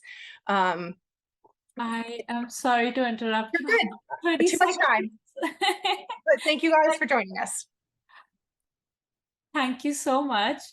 Our last program for the night will be East Carolina University. If your representative could please unmute and tell us a little about yourself. Hey everyone, I'm Inga Aikman again from ECU. Thanks for the opportunity to talk with you all this evening, and it's good to see a lot of my fellow North Carolina colleagues and colleagues from the other Greenville as well, probably the more popular Greenville. But just a little bit about our program. So we are a medium-sized program. We have about 10 categorical peds residents every year, in addition to 6 med peds residents. So you have a small enough cohort to get to know everybody relatively well. Like many of the other programs, we don't have many fellows. We only have a NICU fellowship here, and so you definitely get first dibs on procedures, and also working directly with subspecialists in all areas, which is really great. You really have an opportunity to get to know faculty well, and they also have an opportunity to get to know you well over the 3 years that you're with us.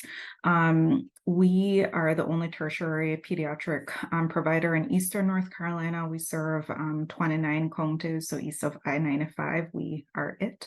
And we are a children's hospital within a larger health system, which does have its advantages in terms of collaborating with people outside of pediatrics for scholarly work. I think one of the highlights of our program is that we work closely with the Brody School of Medicine at ECU, and they're ranked among the top 10% of medical schools that graduate primary care physicians and those that practice in underserved areas. And that's definitely a core tenet of our program, serving the underserved and advocating for them. Some highlights of the curriculum. So we have academic half days, which are protected time, systems-based for your board preparation. And then we also have a lot of unique conferences. So not just, our clinical case conferences and grand rounds, but also we have a monthly ethics conference, quality and safety conference that are led by residents. And we also have like a critical conversations conference every month where residents can debrief about difficult patient encounters that they've had over the course of the month. We have multiple wellness initiatives, and I'm really happy to say that our residents are kind of at the forefront of that. They've been very vocal about the things that they feel would benefit their wellness, both for things that happen within work and outside of work. We have a wellness committee, a social committee. Both of those are chaired by one of our junior chief residents. We have a pretty extensive global health program with annual trips to Zambia and Uganda, Haiti, when there's a less civil unrest there. And so we have very good connections with people in the global health community, and also have kind of a local global health program that our residents can rotate through over the course of their 3 years with us and earn a certificate at the end.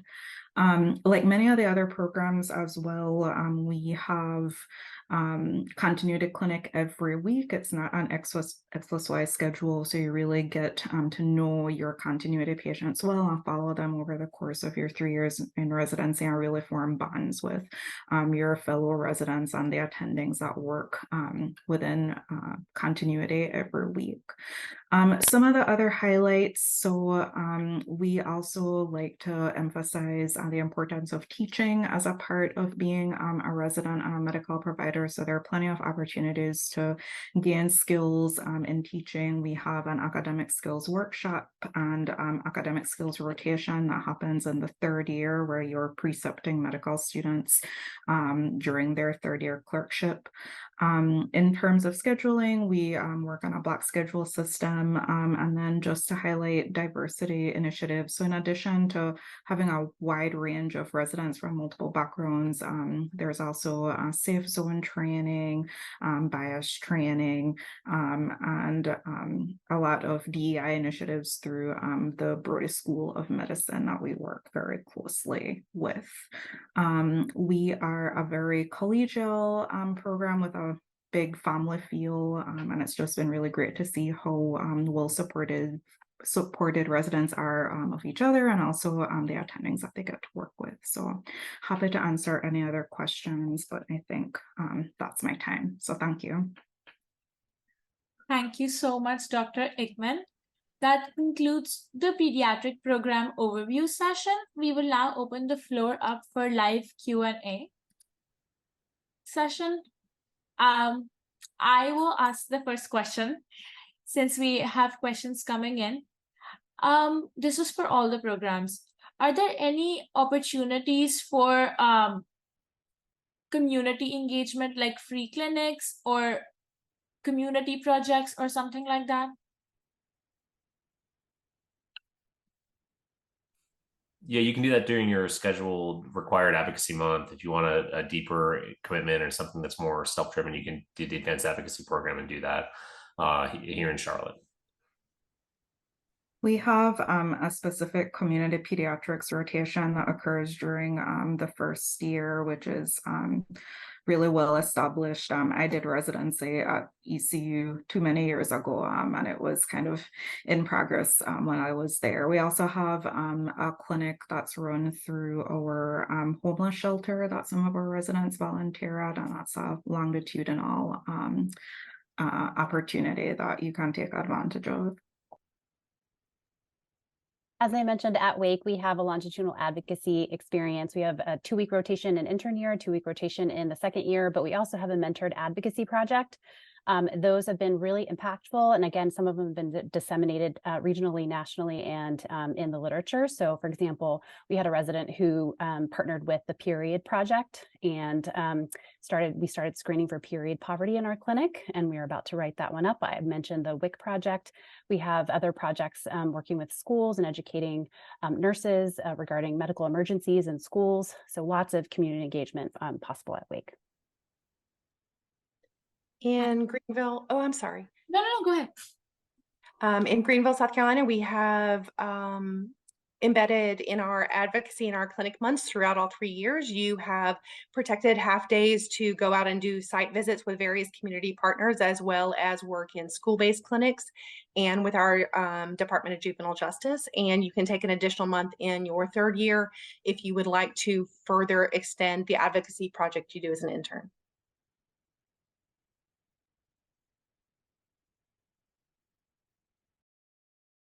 Thank you. The next question would be about what kind of research do residents engage in during residency? I can start with that one. I think it really depends on the resident's interest. Coming in the door, similar to what other folks said, really supporting you and what you want your future to be. So there's an opportunity. It's hard to do bench research in residency, as I think most will agree based on the schedule, but there is an opportunity for clinical experiences, especially data review, to do those. Quality improvement, education, med ed research is definitely an opportunity a lot of our residents take advantage of as well, but really based on what your interest is. I think there are resources at most institutions to support you doing that. Yeah, and to that point as well, Meg, we have our whole research track. So if there are residents who want to get even more involved with research and want to have more robust opportunities, there's opportunities for that as well. At Wake, we added a scholarship requirement a few years ago, so residents have to disseminate their work somewhere. That can be to greater or lesser extents, depending on the resident's interest. But we actually have a committee of faculty who are assigned as coaches to each resident, assist them in finding a mentor within whatever domain they're interested in working in. So can be clinical research, but also medical education, can use their advocacy project for this, could do QI work.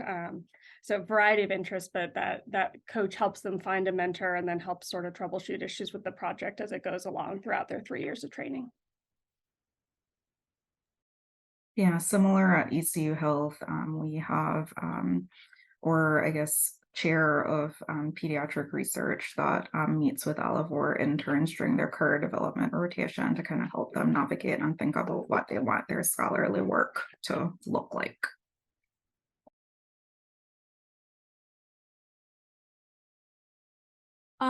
Thank you. The next question is if you could please elaborate on how you prepare the residents for the next steps of their medical journey, like fellowship and attending, or if somebody's interested in education, and like what are the teaching opportunities, things like that.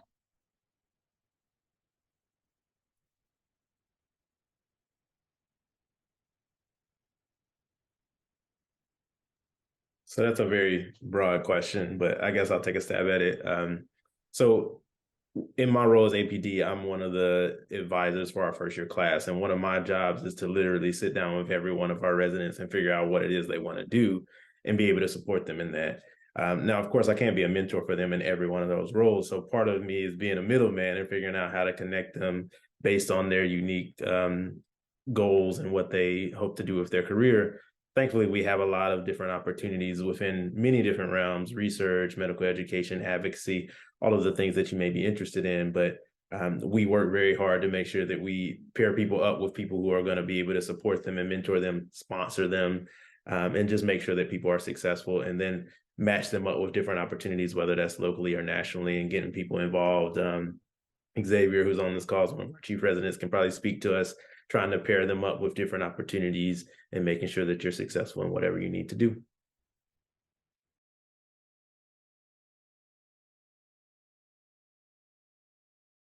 We also interpret Go ahead.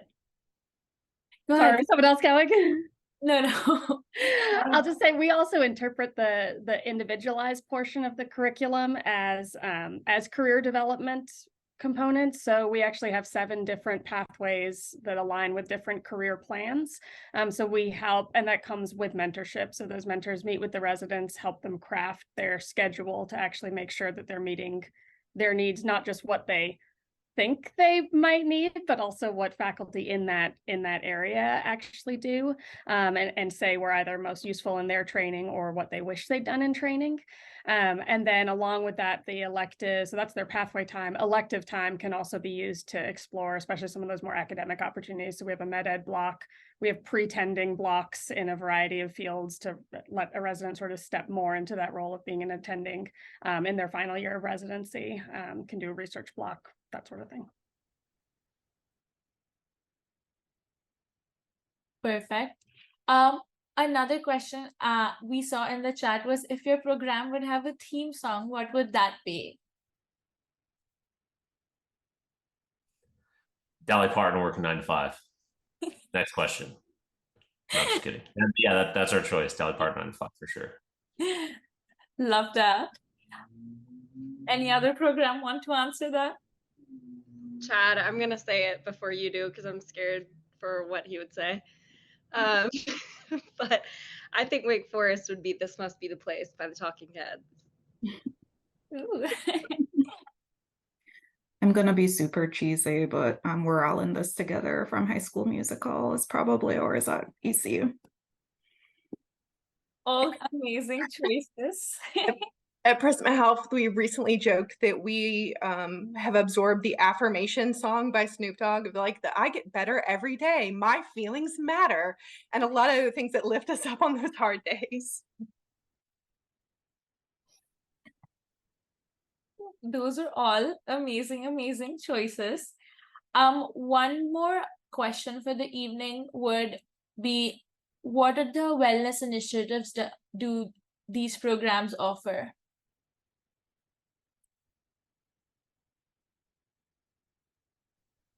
I was going to say that I feel like wellness is such an individual thing, and what feels like wellness to one feels like another ask to someone else.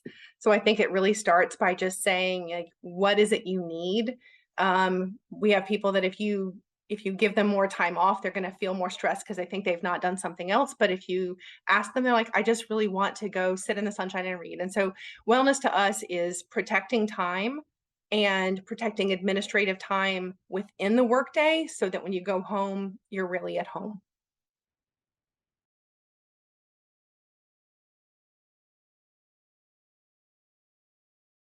Yeah, I think it's both, right? I think you have to, like, everyone who's practicing medicine is trying to figure out wellness and how to cope with a system that takes perfectionists and puts them in a broken system that requires more of them and is kind of impossible to beat. So I think learning how to cope with the realities of medicine, but also realizing that residents work every day and that's not really healthy. So administrative half days once a quarter, truly protected time for mental health, allowing your residents to get to physician appointments.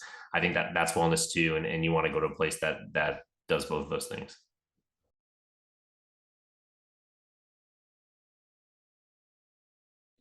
Just to speak from UNC's perspective, I'm one of the chiefs. I think wellness can be seen in a variety of ways, just as was just mentioned. There's a lot of structured ways in which we can talk about wellness, and having lectures and having opportunities to kind of talk about how we manage with our stress and feelings. But I feel like especially amongst the chiefs, we do a really good job of trying to make sure we foster environments where people can really kind of detach from the craziness of the hospital and really enjoy themselves.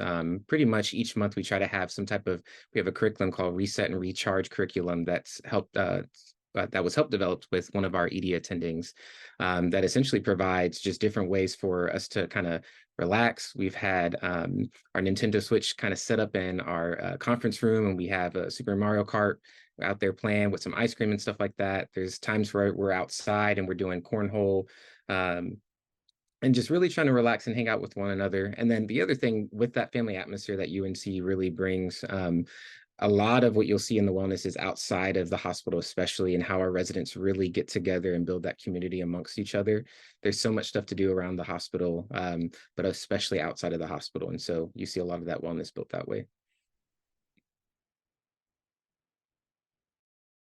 Thank you for elaborating. Before I let the program directors go, I want all the program representatives to tell me one fun fact about their program.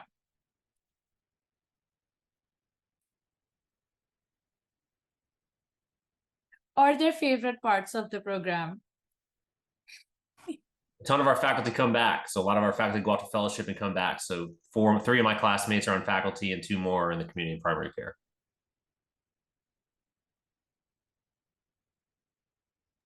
Similarly, I would say, fun fact, UNC is kind of a black hole. Dr. Kilstrom says it all the time on interview day. It's like a black hole because once you come here, you're kind of stuck. People stick around forever. A lot of our leadership team has been here forever, similar to Atrium. People may leave, but then they come back, and it's really cool because it's almost like being reunited with your brothers and sisters and your cousins and your aunts and uncles. We're all part of the Carolina family, so it's a lot of fun. I think we are, one of the things I love about it is we are first name basis everywhere, from the chairwoman to the environmental services that is coming to make sure that the trash gets taken out, because each of those people has a voice in patient care and in our training.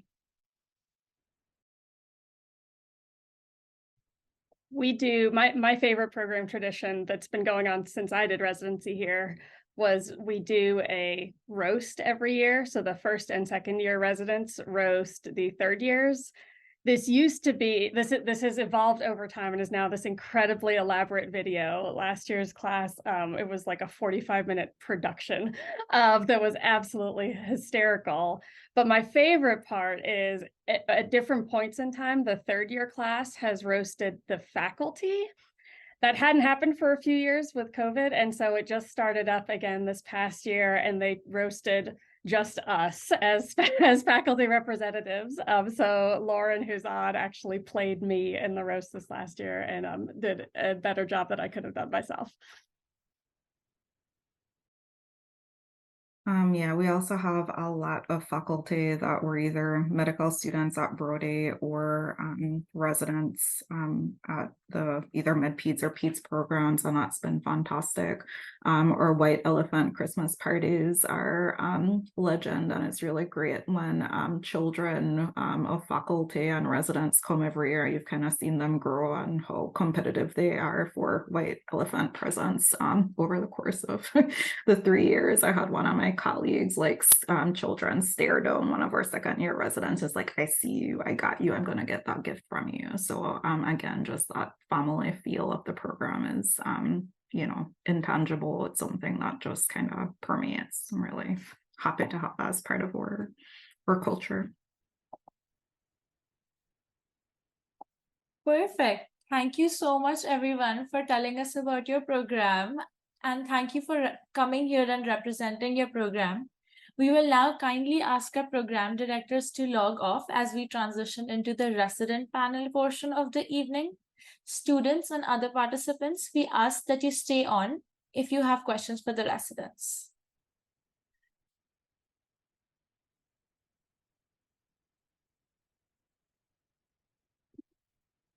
Join. Welcome everyone to room 3. My name is Denise Cruz. My pronouns are she, her, and I am a 4th year medical student from the Alabama College of Osteopathic Medicine. I will be your moderator this evening, and I will also like to introduce our FPR co-director, Catherine Geico. She should be in here as well.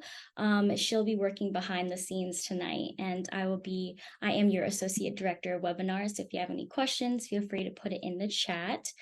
I would like to invite our program representatives to give a short presentation of their programs for 5 minutes for the first part of the evening, and then we'll take questions after all of the presentations.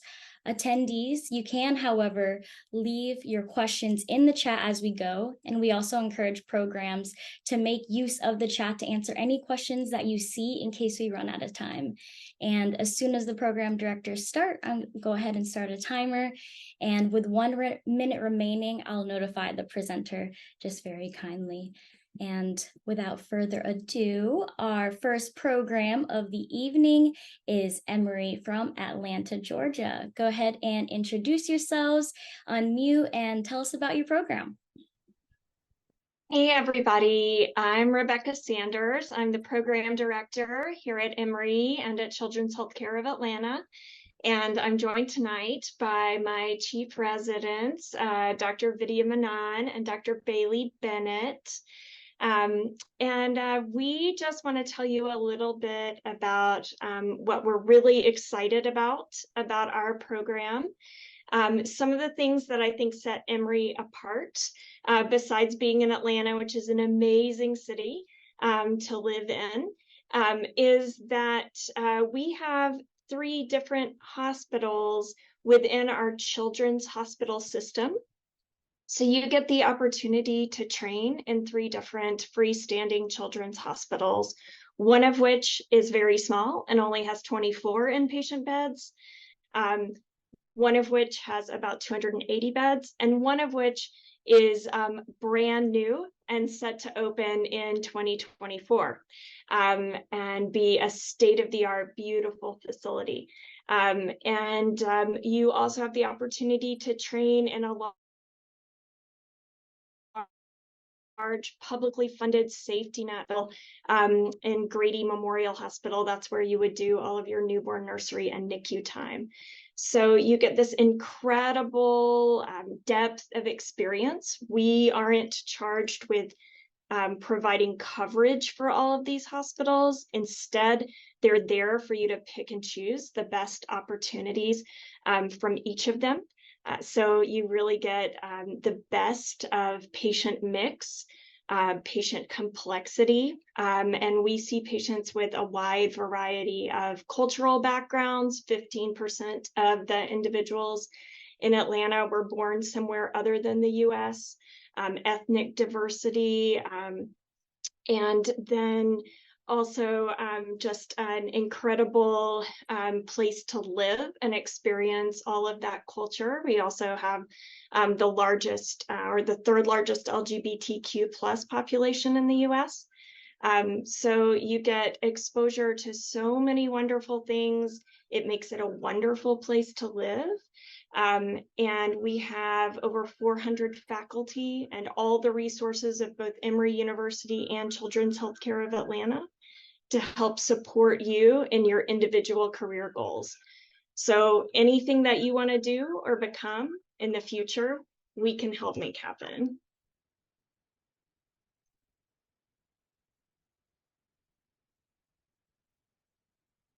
And I don't know if my chiefs want to add anything. I'll talk a little bit about kind of our diversity initiatives. So I'm one of the co-chairs for our diversity committee. And I think it's one of those things that really attracted me to Emory was that it wasn't just, they really prioritize their diversity initiatives. And from day one as a resident, we really emphasize that through our longitudinal diversity curriculum, which residents have the opportunity to engage in and update through the year. And we also have the ability to participate in the Emory GME-wide diversity committee space. And we have lots of faculty mentorship through the faculty diversity committee as well. And we also do health equity rounds as well as diversity socials. And one thing that we're working on this year is instituting a DEI journal club. And Bailey, if you want to talk a little bit more about some of our educational tracks. Hey everybody, my name is Bailey. I'm one of the other chiefs with Vidya. So I wanted to talk about a little bit of our pediatric specific tracks. So we have a new one that we're super excited about called the Pediatric Equity Advocacy Community Health, Environmental and Social Justice, or PEACHES track. A little bit easier to say, but it's a 2-year track that focuses solely on developing local, state, and national advocacy skills. And it allows you to collaborate with community organizations and leaders, and go to the AAP Legislative Conference or other similar conferences. And then other things that we're super interested in are our new prize track. So we are #1 ranked in NIH funding for research. So we have a lot of residents super involved in research. And we're excited that one of our tracks, the prize track, which stands for the physician, Prize Plus is what I'm talking about, but there's the opportunity to get involved with an R38 pathway or the integrated research pathway or the accelerated research pathway. The R38 is super exciting and gives you a chance to get about $40,000 in research funds over the course of your program. Just to call it, it's the Pediatric Residency Investigative Scholar at Emory track. And those are just a few of the wonderful things that you'd be able to have the opportunity to get involved with at Emory. And I don't want to take up too much more time. I know we're close. Awesome. That was perfect. Thank you so much, everyone from Emory. I'm going to go ahead. That I want to add is that we're going to have a virtual open house and a diversity first look in the next couple weeks. So stay tuned for that. Perfect. Sounds great. Thank you so much, everyone. I'm going to go ahead and move on to the next program. We have Medical College of Georgia. So whoever the program representative is, if you'd like to unmute and talk about your program, we'd love to hear about it. Hey y'all, I'm Lauren Newcall. I'm the program director here at MCG, and I'm joined tonight by one of our amazing PGY3s, Dr. Sarah Straka, and one of our great PGY2s, Dr. Ben Gorian, who will be around to answer a few questions later on. A little bit about our program. We're a medium-sized program. I'm glad to follow our friends down the road in Atlanta. We're right down the road on the border between Georgia and South Carolina. We are housed in the Children's Hospital of Georgia, which is our primary site, and that is a university hospital.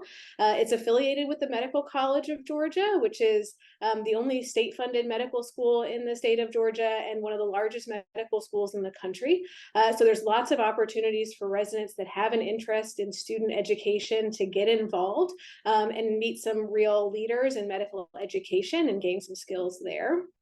In addition to our primary site at CHOG, we also have a smaller hospital, community hospital across the river in South Carolina, Aiken, where we do our newborn nursery rotations. It's also where we do some of our outpatient rotations. That gives residents the ability to build a little bit of autonomy, to have the opportunity to really be the pediatricians in charge, especially during overnight shifts there, being able to attend deliveries, and really build the confidence needed to be able to have a career in a community practice site and build those really great skills. Here at our primary site at CHOG, we have all specialties represented, including palliative care and genetics. So there's opportunities for residents to be able to do just about any rotation that you can imagine. We also offer quite a bit of individualized curriculum time for residents to build their own rotations and really make it what they need to get what they need for their career. All of our residents knew in the past couple of years was we've really been putting a focus on scholarship and offering residents abilities to do projects that are meaningful for them and their future careers. So now every resident coming in is assigned a primary research mentor. That's based on research interests that residents kind of tell us as they're coming in. We partner you with a faculty mentor from day one. That pairing is tasked with coming up with a project together with the goal that that project would be able to be presented in some form or fashion before you complete residency. We have program and department funds to get residents to meetings to present their scholarly work, and we want to be able to provide that for every single resident that comes through our program. Another new kind of opportunity that's come up recently is academic half day for us. We've recently switched our didactics in the past year over to an academic half day. So we have morning reports about 3 mornings per week, grand rounds every Friday, and then academic half day every Tuesday afternoon. This is an opportunity for every single one of our residents to be excused to attend didactic sessions. During those sessions, we cover, board review topics. We cover some interdisciplinary sessions with our pharmacy and with nursing. We cover ethics. We also have our procedures and simulation curriculum built within that time. We do some of that on campus in the hospital. We also have access to the MCG Procedures and Simulation Center, which is a state-of-the-art 40,000 square foot simulation center, which is just right down the street from our hospital. That gives residents access to a lot of great technology to be able to learn the skills that they need. Our program is really interested in hearing what our residents have to say, and we really try and make sure that the changes that we make in our program are really centered around our residents and their learning needs. So we have a monthly meeting with myself and the rest of the leadership team. We also have a monthly breakfast with our chair where she comes and talks to the residents about everything going on within the department and the hospital system. She answers questions and she shares with our residents the same things that she shares with us at our faculty meeting so that everybody's on the same page and knows exactly what's going on in the hospital. We knew this year we're rolling out a new well-being curriculum. We have a new faculty member coming on who's going to be helping the residents work on individualized projects and kind of self-work, which is really exciting. And we're also rolling out a new global health curriculum during our academic half day that we're excited to share with our residents. We will be, if you want other opportunities to chat with us, we will be hosting, along with the rest of our GME programs at MCG, a DEIH webinar on Saturday morning. And you can find that information on our social media, how to sign up for that session. And we're also planning for an open house later this fall for any other questions y'all might have. I think that's everything. Perfect timing. Thank you so much. Next up, we have Broward Health Program. Go ahead and unmute. The floor is yours. Hi, everyone. Good evening. Welcome. My name is Dr. Christy Rivers. I'm the PEDS Program Director of the Broward Health Sala Foundation Children's Hospital Residency Program. And I'm the Assistant Medical Director for the Pediatric Hospitalist Program as well. You'll get to meet two of our third years at the Resident Happy Hour, and you can ask them any questions that I don't go over. I'll start by telling you a little bit about Broward Health. Broward Health is one of the 10 largest hospital systems in the country, and we are a safety net hospital. So basically that means that we take care of anyone who walks through our doors regardless of their ability to pay. Our hospital is located in downtown Fort Lauderdale. So because of that, the location, we're close to the international airport. We're very close to the cruise ship ports. We're close to the Caribbean islands. And so consequently, we have a very diverse patient population. And that really allows us to have some extraordinary pathology at our program. We are a fairly small program. We have 8 residents per year. But I think that is one of our strengths that really allows us to get to know our residents really well. And then it allows us to provide strong mentorship to our residents in a really individualized way. We do not have fellows, so that also, I believe, is an asset to our program in that our residents don't have to compete for patients, don't have to compete for procedures, and basically it allows our residents to have a lot of autonomy when they're caring for patients, whether it be in the ER, in the NICU, PICU, where they're able to get a lot of procedures. We have a wide exposure to primary care and our outpatient settings. We have 4 different clinics that our residents rotate through for continuity clinics. And then they also have, of course, exposure to the critically ill patients. We are a level 1 trauma center. We're a level 3 NICU as well. We're not affiliated with a medical school, but we do have partnerships with 3 different schools in the area. So Nova Southeastern University, Florida International University, and the University of Miami. And so that allows our residents to develop strong teaching skills. It allows us access to some of their programs and faculty as well. Advocacy is a really important part of our mission as a program. So we take care of a lot of low-income patients with a lot of unique needs and challenges, and our residents are able to learn how to navigate that during their time as residents. We do have a 1-month advocacy rotation. We've had that for the past several years now, and that really allows our residents to get out into the community and to engage and learn about the resources that our community has for those patients. As far as our residents, about 1/3 to 1/2 of them go into fellowships. So even though we're a small program, our residents have been very successful in matching to top programs all over the country. We also have recently switched to an academic half day. So we have that every Friday afternoon. That is protected didactic time where the attendings, if you're on the inpatient teams, will take care of those patients while our residents are in didactics. And then we have noon conferences a few days a week. We have grand rounds, a case conference, journal club, et cetera, at that noontime hour. Our residents have a lot of opportunities for presenting both locally and nationally at different conferences. They are involved in the Florida chapter of the American Academy of Pediatrics. Every year we have residents who attend the National AAP presenting posters as well. And we do have a lot of involvement with QI projects and research projects. So even though we're a small program, we do allow our residents lots of opportunity for research there. We take resident feedback very seriously. We have monthly resident meetings where the program leadership meet with the residents. They're able to express any concerns, talk about what's going well, and we're able to get a lot of feedback and incorporate that into changes that we make for our program. We also have some longitudinal curriculums. We take wellness very seriously at our program. We have resident retreats. We have wellness days for our residents. And we have a gym on site that our residents have free access to. Some of the other longitudinal curriculums include the business of medicine and other quality improvement longitudinal curriculums as well. We have an open house coming up as well as a underrepresented in medicine open house. Both of those are coming up in September. So look forward to seeing some of you there where you can learn a little bit more about our program. Thank you. Awesome. Thank you, Dr. Rivers. Next up, we have University of Miami, Jackson Health System. Hi, everyone. My name is Payal Shah. I'm one of the associate program directors of the University of Miami Jackson Memorial Program. I'm joined alongside by another one of our APDs, Dr. Donna Wiener, who's been a part of this program for, I just learned, 27 years. We're both really excited to be here today and tell you more about the program.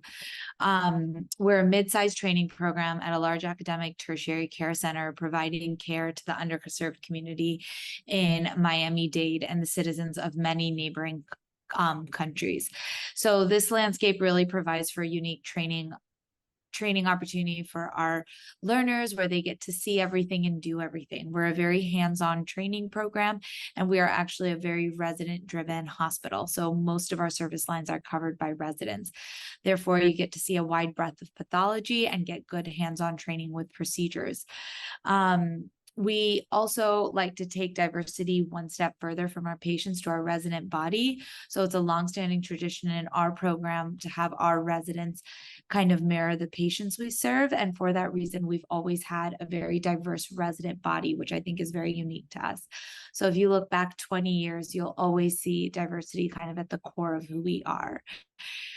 Through our unique partnership of Jackson and University of Miami, we have a lot of great scholarly activities that go on between advocacy, QI, as well as basic science research. And we really want our residents to find their passion, to find their love, and we'll help foster that in whatever way we can. We have carefully devised our curriculum to allow for graduated autonomy. We really want to graduate a resident who is well-trained, well-rounded, and confident. Therefore, a lot of the curricular decisions we've made are always surrounding graduated autonomy. So we want to put you guys in real life situations to get you guys ready to be a pediatrician. Other than that, at the core of who we are is family. We always say that the common thread that guides all of the staff, residents, and faculty together is kind of our love for caring for our patients and how we serve them. We strive to provide equal care to everybody, regardless of their ability to pay. Our faculty at our program are very unique. They're excellent mentors, and they really lead our residents by example. Residents are very well prepared for life after residency, whether it be they want to pursue fellowship, often matching in their first choice, or any other outpatient pediatric experience. Other key pieces to our program are that we are on block scheduling. All of our residents are now housed in our resident-run continuity clinic at Jackson, as well as we have UHealth private sites where you get a more private practice general pediatric experience. Dr. Wiener, did you want to add anything? No, it's just that, you hear every program, and when you hear about every program, you want to join every program. So for all the students who are looking, I'm sure this is a very complicated choice that you have. I think the difference with us, as Dr. Shaw said, is because we're mostly serving the underserved, it takes people who are really caring, who want to make a difference, who are down to earth, and that's going to be your family. Your fellow residents are going to be your best friends, and you're going to come on out being prepared to do whatever it is that you want to do. One of the things that I'm also very proud of, other than the fact that almost all of our residents who do go into fellowship get their first choice, is that it's been very varied. Every subspecialty that exists, our residents are in that subspecialty will have had a resident go into it.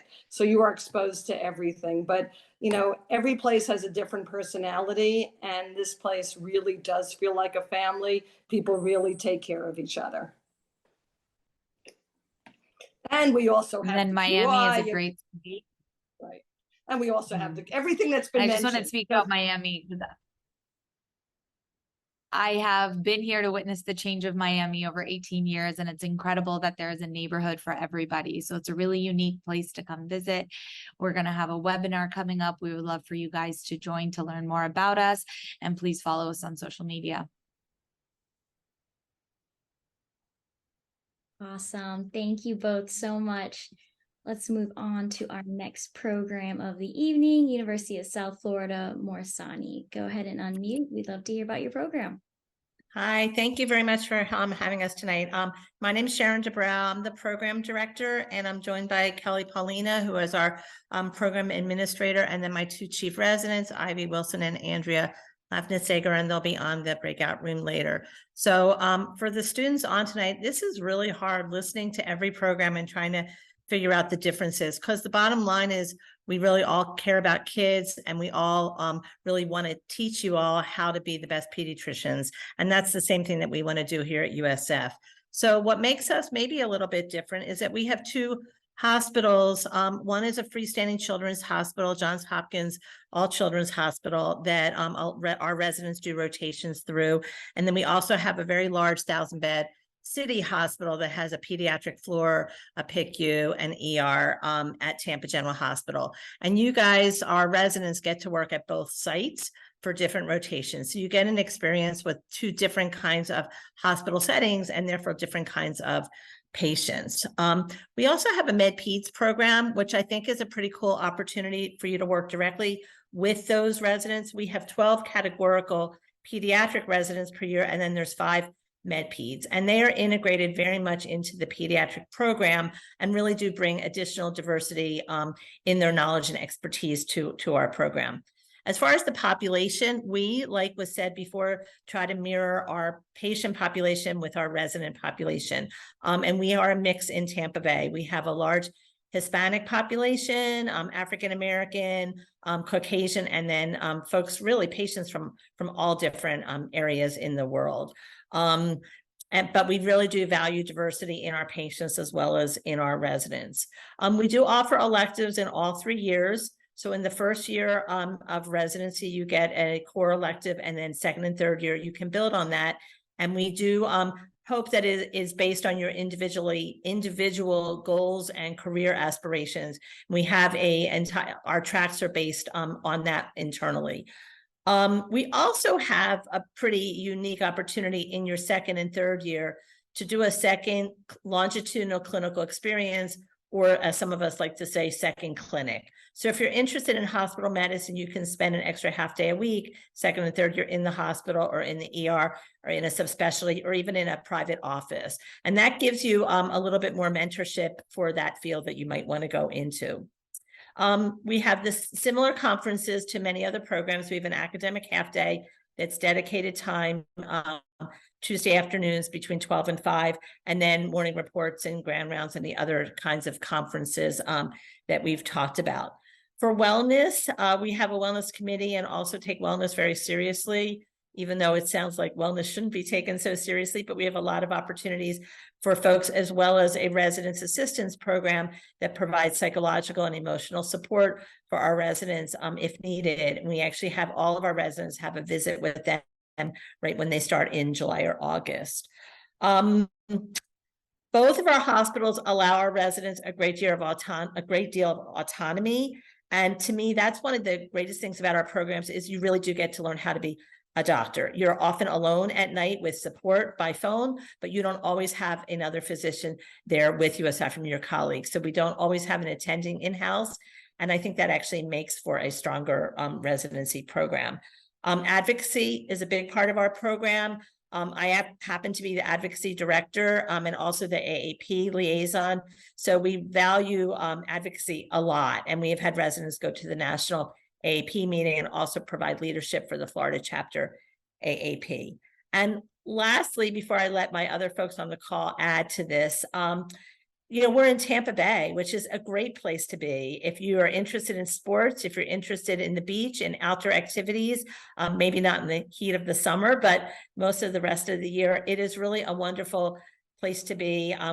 People live both in Tampa and in St. Pete and in the surrounding areas. And it really gives you so many options of things to do and things to enjoy when you're not at work. So I don't know if Kelly or my chiefs have anything else you want to add.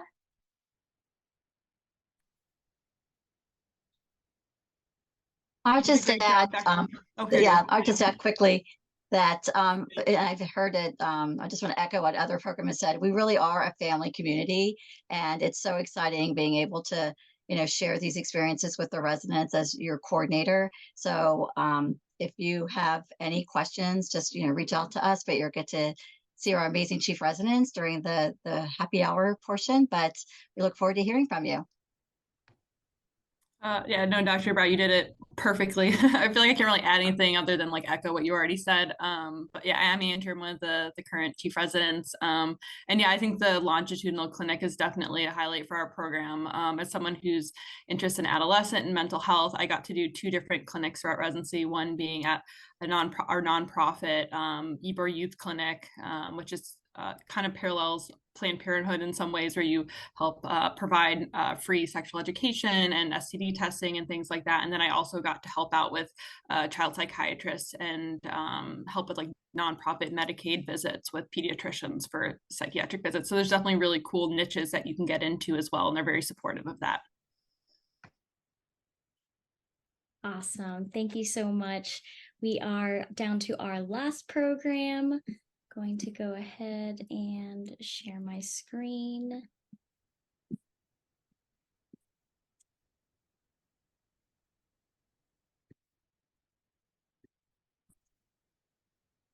All right, here we are, University of Florida from Gainesville. The floor is all yours. Thank you. Well, you all are a hard act to follow.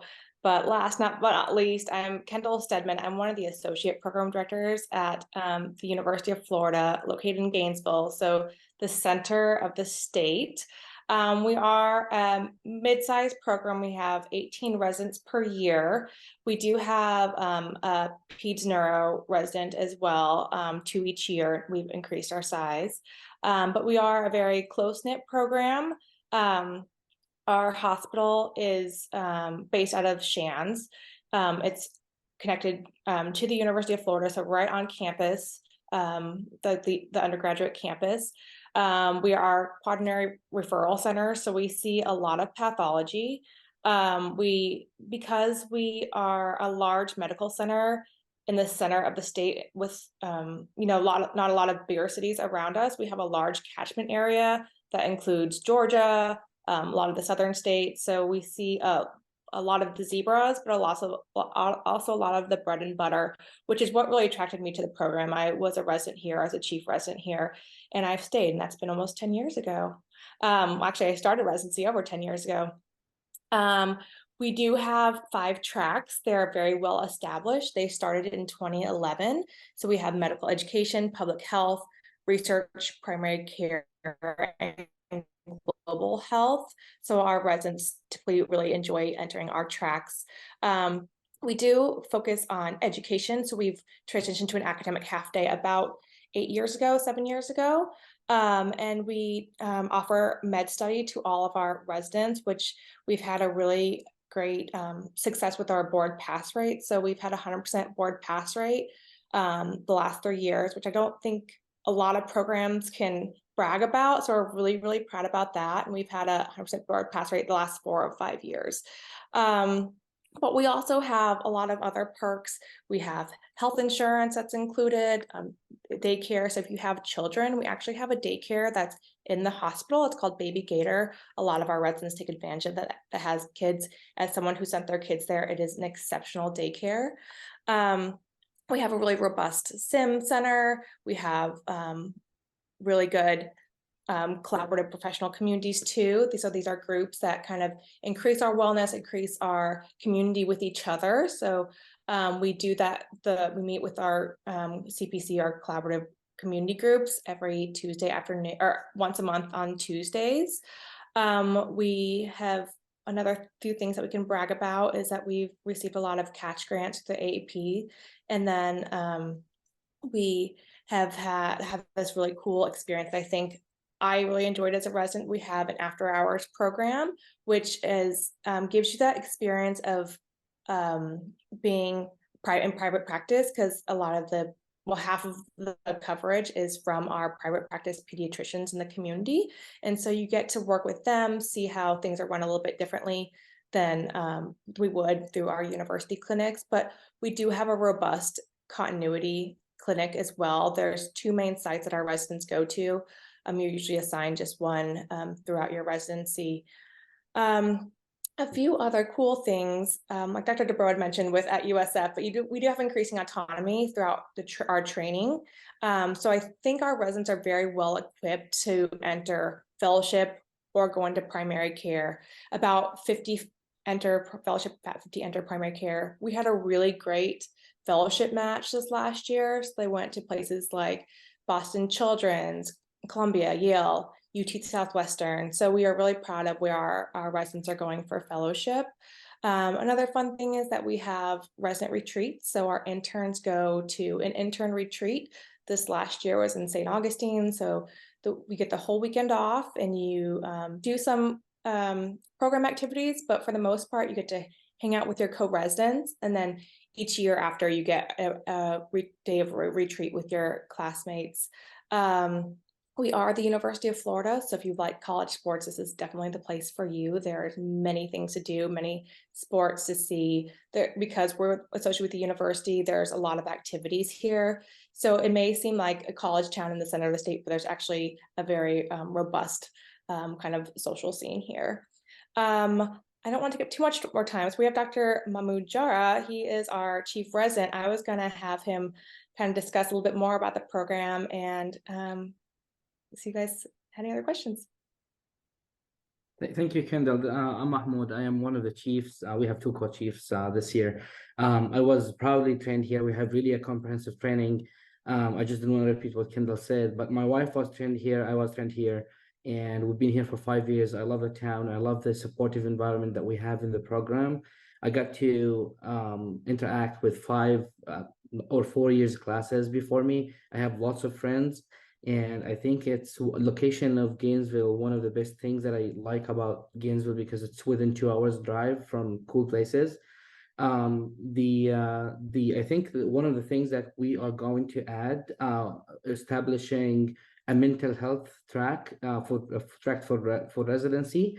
I'm working on. We already have like really good curriculum for simulation, but we're trying to do more comprehensive integrated simulation in the pediatric education for residents, where we're going to have almost like 50 hours of simulation over 18 months curriculum. We already have established academic half day for more than, I think, around like 7-8 years now. She mentioned the board pass rate, which is we always brag about. Our residents, they do really well on the boards. And I think we will be so happy if anybody want to reach out, have any question for us. So we welcome you in the Gators town. We'll give you a ticket if you come in. Awesome. Thank you so much, Dr. Jara. That concludes our program overview of the evening. We're going to now transition into our live question and answer session. So if anyone would like to unmute, introduce yourselves, ask your question. If you want to be more anonymous, feel free to message me directly, and I'll go ahead and direct that to the either program director or all the representatives that are here tonight.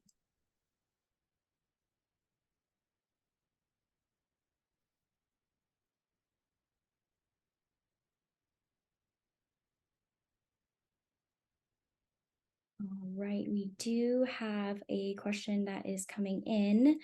Someone would like to know what types of interdisciplinary activities are offered in all the residency programs and curriculums that are here now, because I know we do a lot of work in day-to-day life with pharmacies, nurses, social work, and everyone is a big part of the team and how they're involved in patient care. So if anyone would like to go ahead and unmute.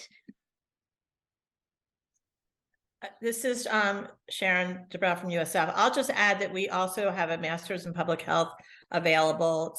It's beyond interdisciplinary, I guess, because it's a different discipline, but that's available for our residents. They can get a certificate over their second and third year, and the tuition's free.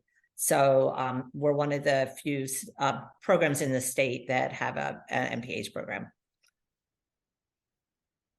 We also do at the University of Florida, so kind of the same. You get time to actually work towards your MPH, and you take those classes through the University of Florida.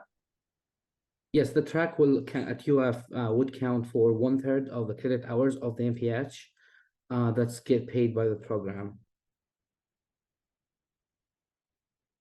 And even if you're not on the public health track and we have availability in those classes, you just need to apply for the program director, and usually we get people in those classes. And you get that as an elective time up to, I think, 6 months of your residency to go into that MPH program.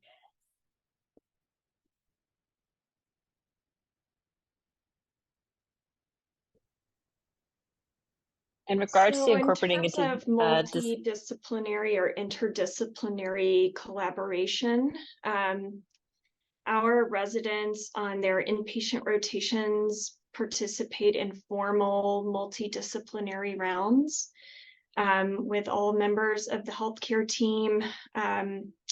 On some of our hospitalist rotations, it's either 5 mornings a week or 3 mornings a week, depending on the hospital. And then you also do that in our NICU and on rounds in all of our ICUs, in both our PICU and our NICU rounds. You actually have multidisciplinary patient rounds every day. So there's a pharmacist and a nutritionist who are with you on rounds in the NICU, and both nursing and respiratory therapy for each patient is at the bedside when you're at the bedside. And that's in both the NICU and in our PICU rotations.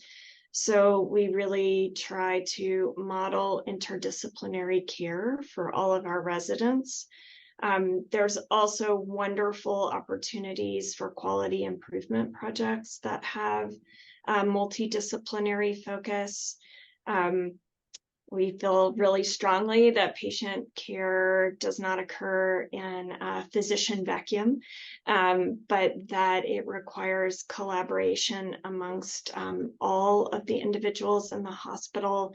And for our residency QI projects, we choose things where we can identify key stakeholders from other disciplines, and have had nursing leadership and respiratory therapy leadership, and other health professionals join us as part of those. And then when the hospital has quality improvement projects, many of which are driven by respiratory therapy or nursing, as well as by physician leadership, we make a point of including residents in those.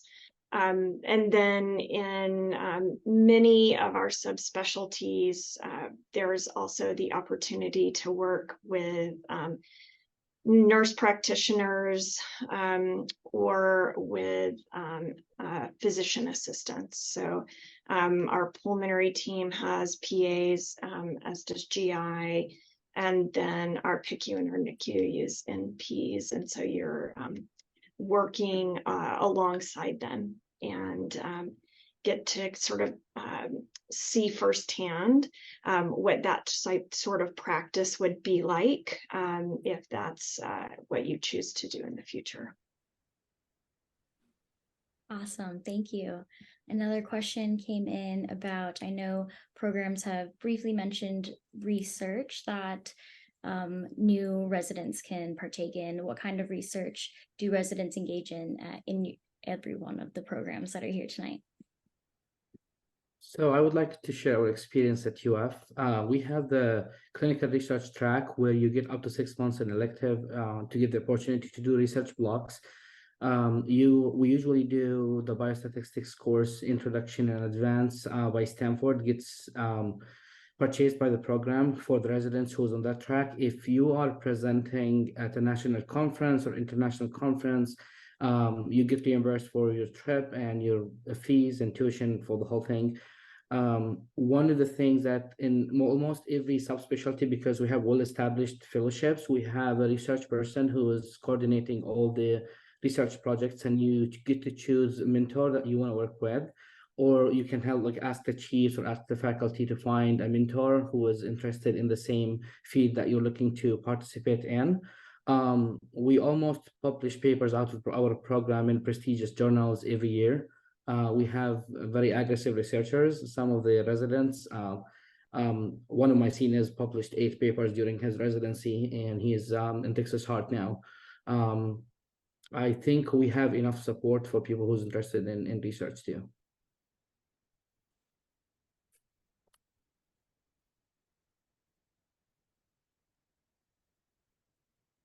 Awesome. Thank you, Dr. Jara. We have time for one more question of the night. How does your program support the mental health of residents and other providers? This is open to all programs.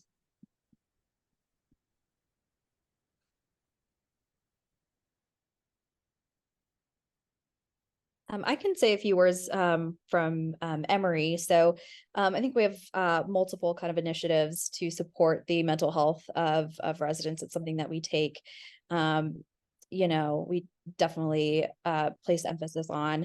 So in the past couple of years, we've instituted wellness days. So initially they were half days, and then based on feedback from the residents, we turned them into wellness whole days. So residents have the opportunity to do whatever they want with this wellness day. So if it's, going to get their nails done, going to like an appointment, or just taking the day off to kind of relax. We're pretty flexible on the wellness days, and every resident gets one each quarter. And in addition to that, we have a pretty strong support from Emory GME with our faculty staff assistance program. So all of our interns have the option to meet with one of our counselors kind of on an opt-out basis towards the the middle of the year, just to kind of check in. And we've gotten really positive feedback from our interns, and the faculty staff assistance program provides counseling. They provide up to 8 sessions of counseling for kind of throughout the year, throughout residency. We have really, really great counselors who really know kind of the struggles that residents face. And so it's a program that a lot of our residents use. We also have a peer support program. So, if there's some difficult patient situations, in the PICU or throughout other services, we get notified, and, we have a peer supporter reach out to our residents to kind of check in, make sure that they're, that they're doing okay. Because some of the patient situations that we face on a day-to-day basis can be difficult. And we also have, specifically for our PICU residents, we have a monthly sort of debrief where residents can kind of meet with one of our staff psychologists and sort of have a chance to process, being in the PICU for the first time, seeing difficult patient situations. So it's not just kind of once throughout residency, there's multiple opportunities throughout the program, in addition to, great support from our program admin, and speaking as a chief as well. We really do prioritize our resident wellness, and we're always looking for ways to kind of improve our resident wellness. In addition to one other thing that I forgot to mention, we instituted a meeting and medicine program as well, where residents are paired up with a couple of faculty mentors with residents from all years, and it really fosters an environment of collaboration, and just being able to meet and mingle with residents from all years. It really fosters a lot of camaraderie, and we have really great discussion and just a lot of fun with our meeting and medicine groups. Yeah, and there's it's a really nice time for community building, and then there's also just some relax and unwind and recharge kind of events, like a Canvas Cafe for art with our resident artist, where there's food and art projects and just all sorts of different things throughout the year for residents to get together and kind of have a sort of semi-structured activity, but also just kind of hang out and decompress and build connection with one another. Awesome. That's so great to hear. Thank you, everyone, for coming in tonight. Hopefully everyone got to get the chance to learn a lot about more the South Atlantic Part 1 programs and everything they have to offer. As the FPR Associate Webinar Director, I'd like to just reiterate again how grateful we are to all of you guys, the program directors, the coordinators, and all the other representatives who came tonight, and especially our residents who are now going to be the stars of the show for the next 30 minutes. Thank you guys. If you would like to, please kindly log off. If you are a program representative, we are going to transition to our resident happy hour. Thank you. Thanks. Language line service, literally. That's how many languages our residents speak amongst themselves. And we have people from Central America, South America, Africa, Asia, all parts of the Americas, the Caribbean region. So very, very diverse program and we also serve a very diverse patient population. So I think our residents really do reflect the populations that they serve. And I'll stop there. Thank you so much, Dr. Mirza. Our next program is Advanced Health for Children. Please unmute, and the floor is open. Thank you. Good evening, everyone. My name is Shani Cunningham. I am the program director at Advent Health for Children in Orlando, Florida. And I'm joined tonight with my associate program director, Dr. Samantha Carroll, who's here with me. And we just wanted to share a little bit about our program and about our residents.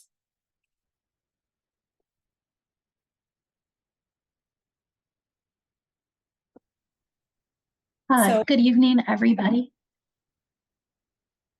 Good evening, everybody. My name is Samantha Carroll, and thank you, Shani, for the welcome. I'm the Associate Program Director here at Advent Health for Children in Orlando. I'm also a pediatric hospitalist as well. I recently take over the role as Associate Program Director, and I've been a part of the institution now for 7 years. We have an amazing hospital, and we have a lot of great resources for residents. As you can see on the slide, we are a fairly large hospital. We have 200 beds, and we have a wide variety of pathology.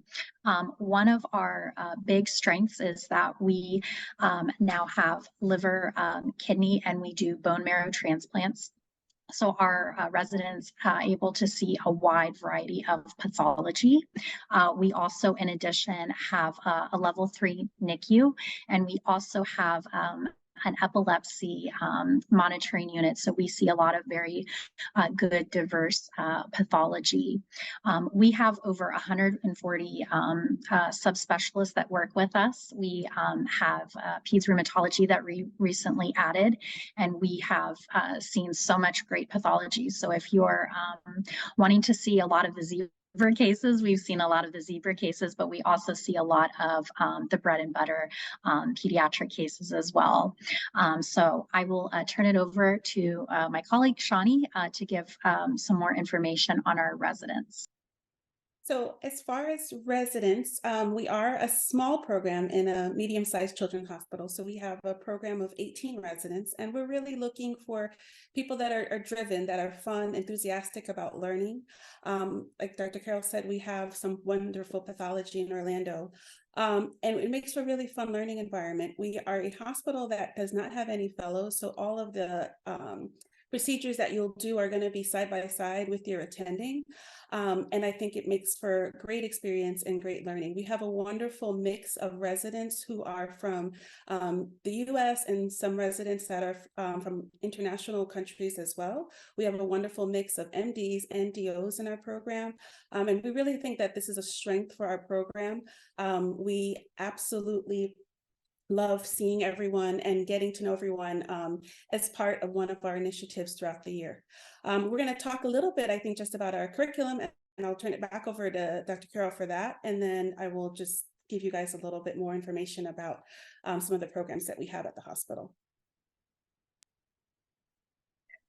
So in regards to our curriculum, we do a block schedule. We also have for our interns, we do a simulation week, which every December, the residents do a week of different labs. They do mock codes. We do a suturing clinic. We do ultrasound training. We do Breaking Bad News. We do a lot of fun things, and actually it's probably one of the highlights of our program, and the residents absolutely love and enjoy the sim week. We also do frequent mock codes throughout the year, so you'll be very well trained in being in those respective codes. And we also do as well a intern boot camp in the month of July. We also have an amazing continuity clinic. It's out in Winter Garden, so it's in a kind of a suburban area, but there's a lot of wonderful, great pathology in that clinic, and we work very closely with them, and a lot of times they help us with a lot of our discharges from the hospital and follow-ups. So I will turn it over again to Shani to talk about some diversity of our program. Great. So I think one of the questions that always comes up is how do we ensure that we're making sure our residents are prepared through diversity initiatives? We have a longitudinal D&I curriculum that we start off beginning of the year with as just to get to know each other, because our backgrounds are all so different. I will tell you myself, I'm born in New York, raised by Jamaican parents, and we all just give each other 15 minutes of morning report time to just talk about ourselves. After that, we move into topics that have to do with the health and strength of our patients and their families in Orlando. We spend time during simulation week doing sims for cultural humility and making sure that our residents are prepared to treat people and patients from various backgrounds. And we usually, we actually end the year with additional lecture time, and that usually happens about once a month, that pertains to D&I topics that are relevant or current events. We also take wellness very seriously. We have a dedicated licensed mental health worker that is solely for GME within our hospital. Everyone meets with this person at the beginning of their training. We really want to make it a part of who we are as a program. And so that time is set aside. Your time is up. Thank you. I apologize for the interruption, but we want to make sure all programs have enough time to talk. No. Thank you guys so much. Thank you to you. Next up, we have Orlando Health. Hi guys, my name is Mariam Zaini. I am an associate program director at Orlando Health Arnold Palmer Hospital. Thank you so much for having me today. I actually did my residency at Orlando Health Arnold Palmer. My chief residency, stayed on as faculty as a pediatric hospitalist, and now I'm associate program director. I'm really blessed to be in this role and grateful to be able to continue to work with the residents every day. And I really, truly love and am passionate about our program. Our program is a medium-sized program. We have 16 residents per class. And so everybody gets to know each other. It feels like a family, but it's still large enough that we have a really robust amount of diverse experiences throughout the hospital and subspecialists. We also are a level 1 trauma center, and we have a huge NICU and nursery where we have 40 babies delivered each day at our hospital. So we get a lot of really good newborn exposure and NICU exposure as well. We have 6 fellowship programs, and that's a really great opportunity to be able to work with fellows and kind of learn from them and have them be an additional source of learning and education as well. And so they're a really big asset to our program. We also have a lot of special curricula. So we have a quality improvement curriculum, as well as also a wellness curriculum. And we also do a humanism curriculum that all of our residents participate in. Our big part of our program is an emphasis on resident wellness. We do have physician coaches that meet with all of our residents as a source of kind of inspiration, as well as anybody who's going through any challenges. They already have that established rapport with our coaches and can help with kind of battling burnout and all of those things. Additionally, we try to make the workday really fun. We have special events all the time. Every Saturday is Superhero Saturday. So everybody in the hospital dresses up, the nurses, the faculty, the residents, and it's really a lot of fun. And it just is a really great experience for our patients as well. We also have a heavy emphasis on both diversity and health equity. We have a Train the Health Equity curriculum where we do monthly case conferences where we're discussing different health equity topics, social determinants of health, racism in medicine, women in medicine, among other topics. Additionally, kind of just talking a little bit more about our diversity initiatives, all of our residents actually do health equity training in the beginning of their in the beginning of their residency, and that kind of serves as a board by which we all kind of be able to communicate about health equity. We have a really great diversity council where we have a lot of events both within GME ourselves and other programs within the institution, and then also just pediatrics. We do a lot of different social events, a lot of educational events. Cultural Food Day is one of our top events that we have each year. We do Cultural Jeopardy, and then we do, of course, a lot of training, like implicit bias training, to make sure that our residents and faculty are equipped to take the best care of our diverse patient population. We have a very diverse patient population. We are fortunate to take care of travelers, immigrants, patients from all different walks of life and all different socioeconomic status, and we get to help navigate that, and we're very fortunate to be able to take care of patients from all different backgrounds.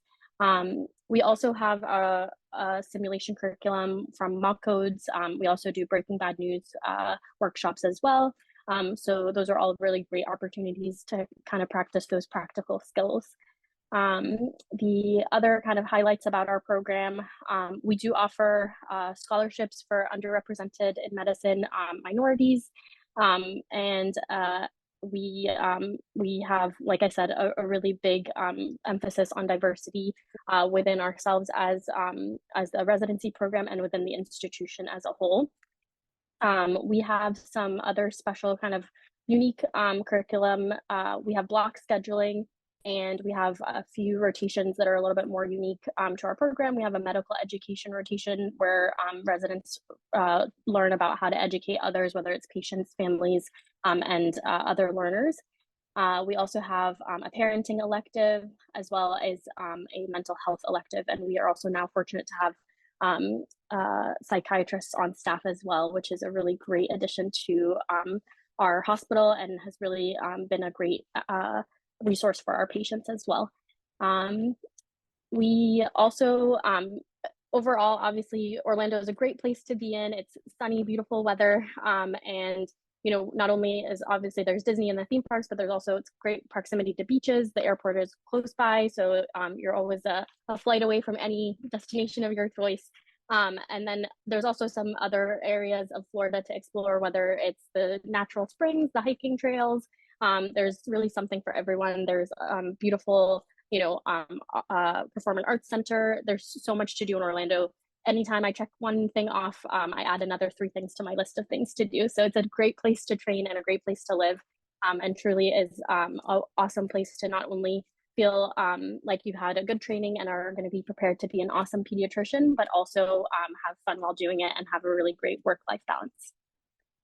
And with that, I'll end. Thank you guys. Let me know if you have any questions. Thank you so much. Our next program is Johns Hopkins of All Children's Hospital. Hello, everyone. I'm Dr. Robleski. I'm the Pediatric Residency Program Director at Johns Hopkins All Children's. I'm joined tonight by our Program Administrator, John Jones, who is also on. I actually am a newcomer to Johns Hopkins All Children's. I joined as Program Director July 1st. So coming into a new program, it's very exciting, all the things that are happening here, and I'd love to be able to share that with you guys. So Johns Hopkins All Children's is located at All Children's Hospital on the west coast of Florida, Gulf Coast. It's a 259-bed specialty pediatric hospital that opened in 1926. And in 2012, the residency program opened with an affiliation with Johns Hopkins in Baltimore. Since that time, it's been growing. Our residency program is 12 residents per year, but also growing fellowships around the subspecialties that we have in the hospital as well. So we currently have fellowships in neonatology, hospice palliative care, peds hospital medicine, peds neuro-oncology, critical care medicine. First fellow in pediatric cardiology started this year as well, with the goal of opening 1 to 2 fellowships every year for the next few years. So a lot of change and growth is happening here, which is not only benefiting our patients, but our residents as well. We have a coaching program where incoming residents are all paired with a faculty coach as well.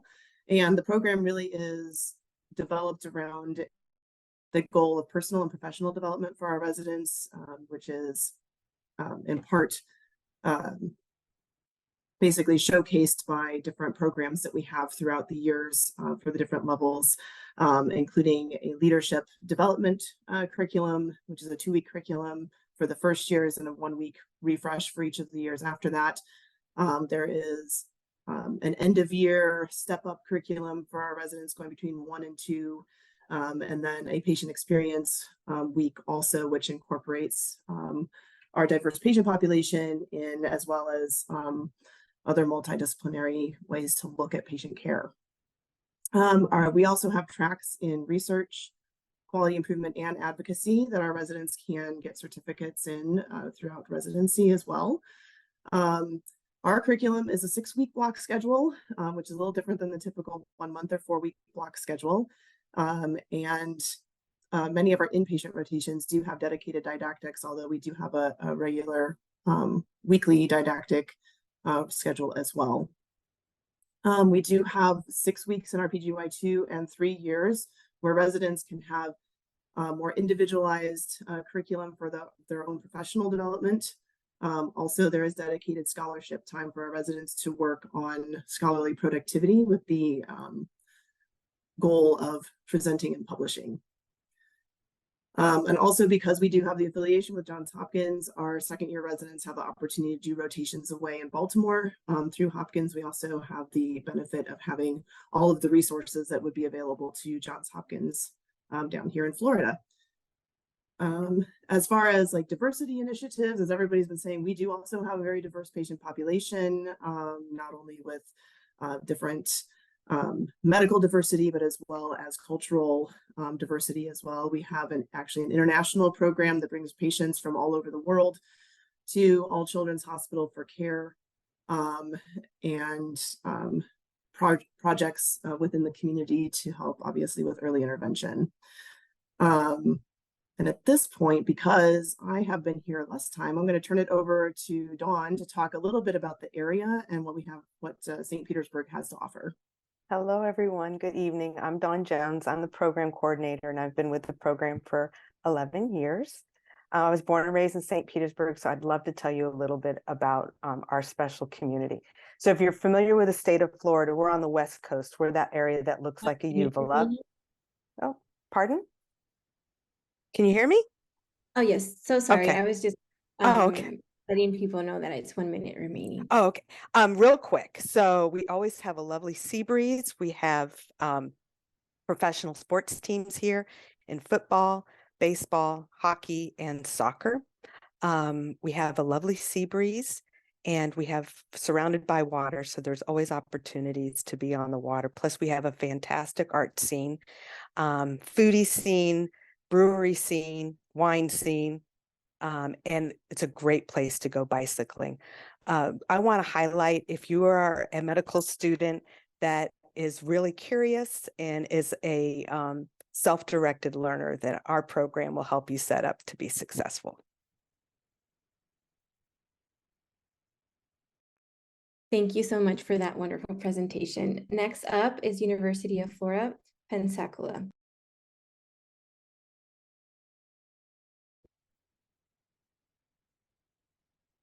Hi, I'm Dr. Diane Wilkinson with the University of Florida in Pensacola, which I guess there's our slide. I've been the program director here for 2 years, but I've been with the program since I came here as an intern in 1988. So I've been here quite a while. I came from Mississippi originally, but really fell in love with Pensacola as a place to live, and especially with the hospital as a place to work. I'm joined tonight by one of our assistant program directors, Dr. Carrie Garrison, and I'm going to turn it over to her and let her tell you a little more about our program. Hey guys, my name's Carrie Garrison. I'm one of the APDs here in Pensacola. We are a smaller children's hospital and a smaller residency program with 9 residents per year. But I feel like we're unique in that we're small but mighty. That's what I tell people. We have a robust experience with a children's hospital within a larger hospital system. So we get to see and experience all the pediatric support from therapy dog programs and all of the pediatric ancillary services that you would expect to see in a children's hospital. But then we are side by side with an adult hospital, which brings along with it several other GME programs. And so we have visiting residents from family medicine come join us, as well as we have other GME training programs on site. So that gives a little camaraderie, and folks kind of feel like they're not just the only residency program around. So Studer Family Children's Hospital has over 20 subspecialty services here. Like I mentioned, we are a community-based hospital with an academic affiliation with the University of Florida. We have our own pediatric ER, our own pediatric OR. I'm a pediatric intensivist myself, and we have a level 3 NICU. We have a regional trauma center, so we see a fair amount of trauma. We are located in the northwest corner of the panhandle of Florida, so we are the westernmost city, pretty much, of the panhandle. So just to give you some geographical reference.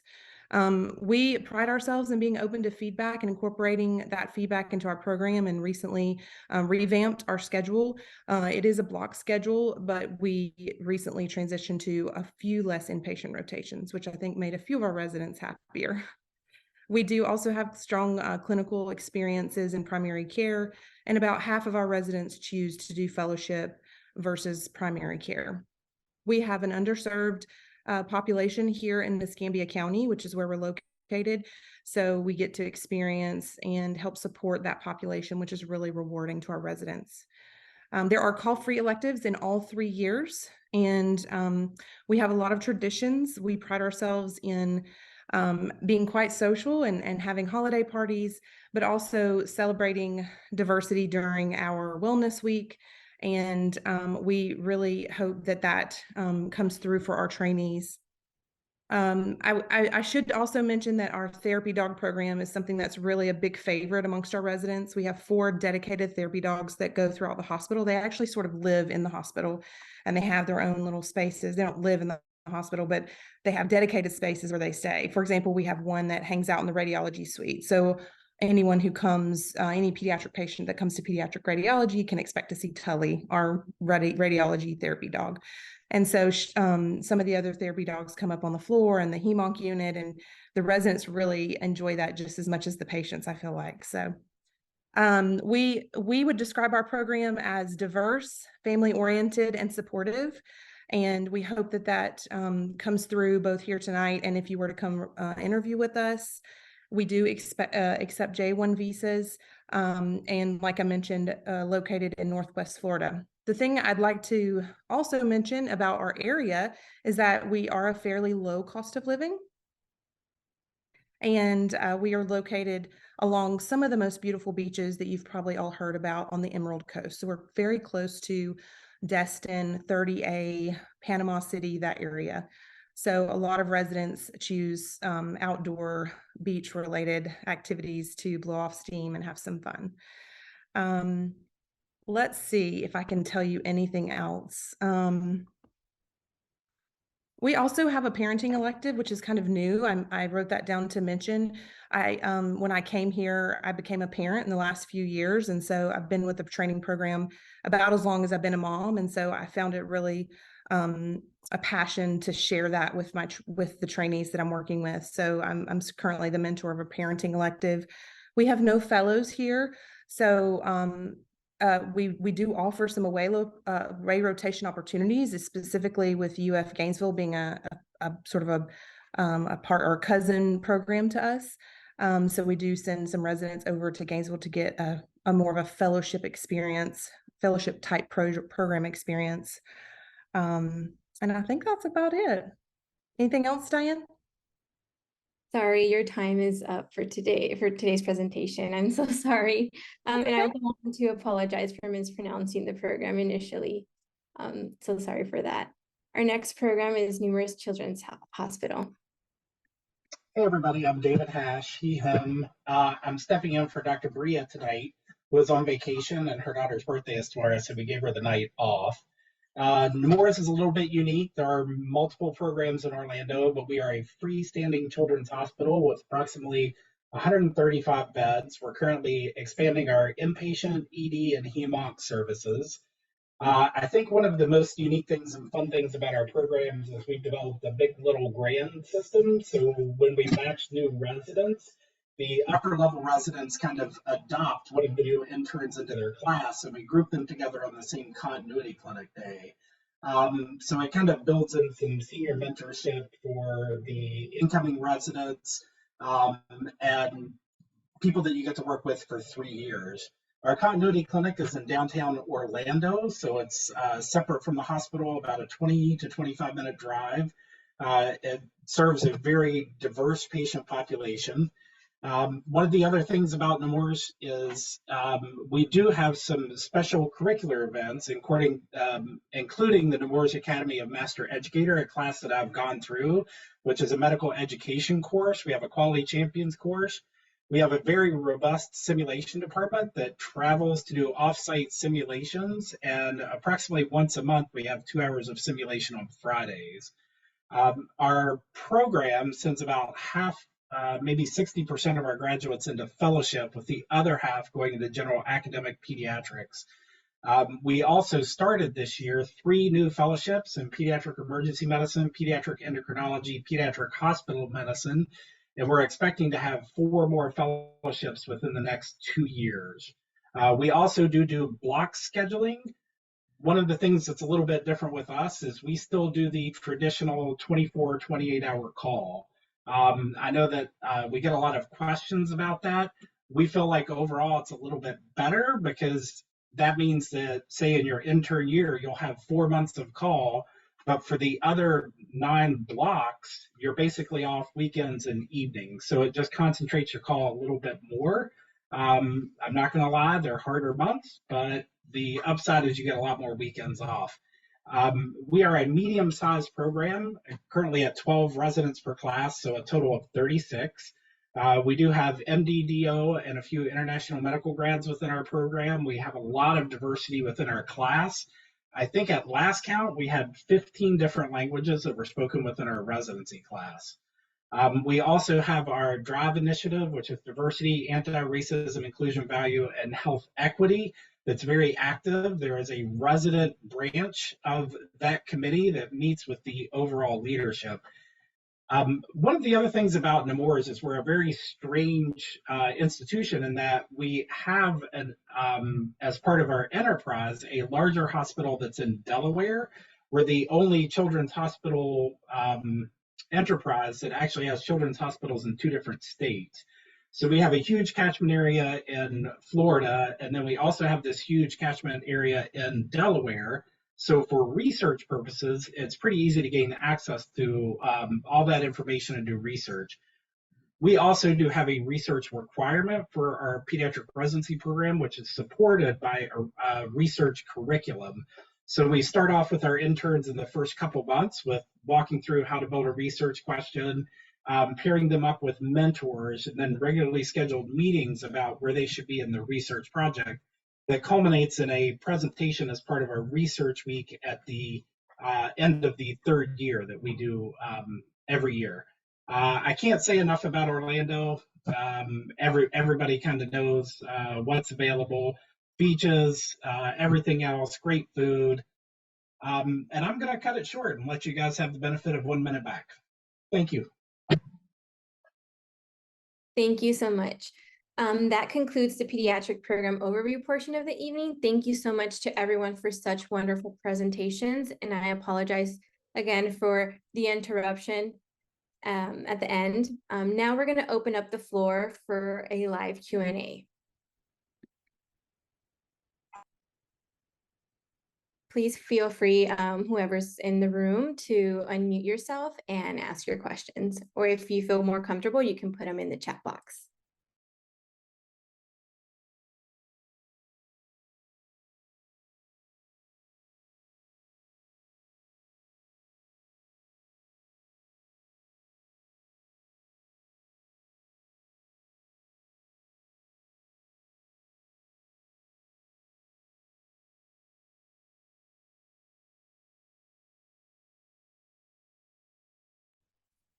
Yes, Annalise, please feel free to ask your question.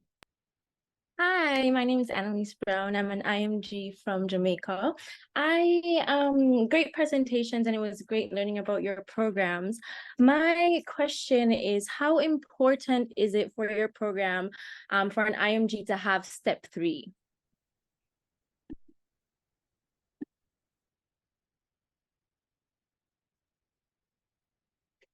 I guess I can start by saying that for us, you don't have to have step 3 when you enter the program. You do need to have the institution requires you take it and pass it, hopefully the first time, but you have until the end of 2nd year. You do have to have step 3 before you enter the 3rd year of training, but it's certainly not required to match into the program. And I'll echo that. I'm sorry, go ahead. Oh, sorry, I was going to say likewise. Yeah, it's not required for our program. Right. Same in Pensacola. We don't require you have step 3, but we do, obviously require that you pass it before you can graduate. And Annalise, the same for Advent. We typically recommend the interns take it during their 1st year, but it is required before moving on to 3rd year. Same for Nemours. Same at Johns Hopkins All Children's. Okay, thank you so much.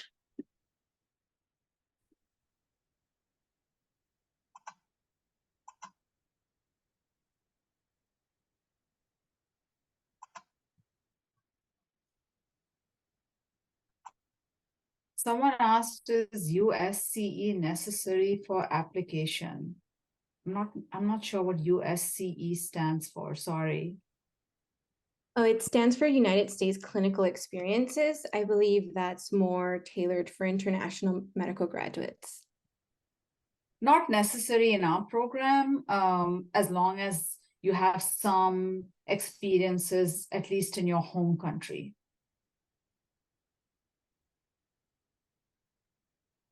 The same here in Pensacola. We don't require it, but I will say that it does look important on an application.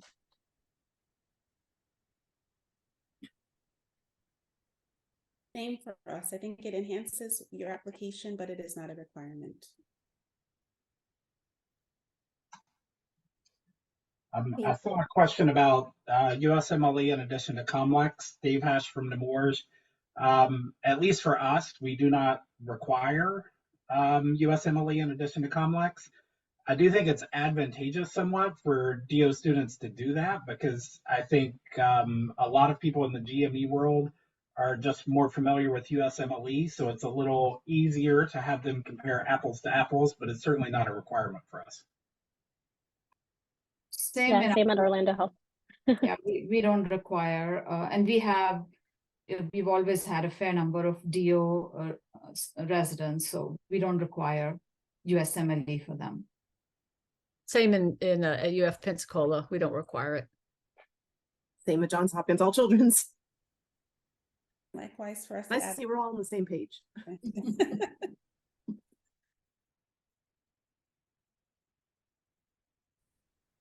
One of the questions that we had previous to the webinars starting is, how do you prepare your residents for the next step in their medical journey, either if this is fellowship versus attending and becoming better teachers and mentors?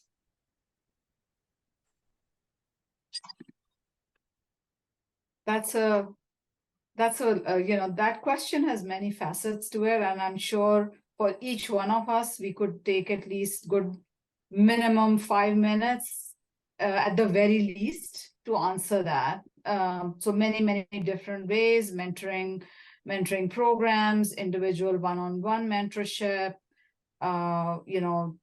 individualized curricula, all that type of thing. And I can see the other PDs and APDs nodding. So I would say it seems like a lot of us have many of the same initiatives.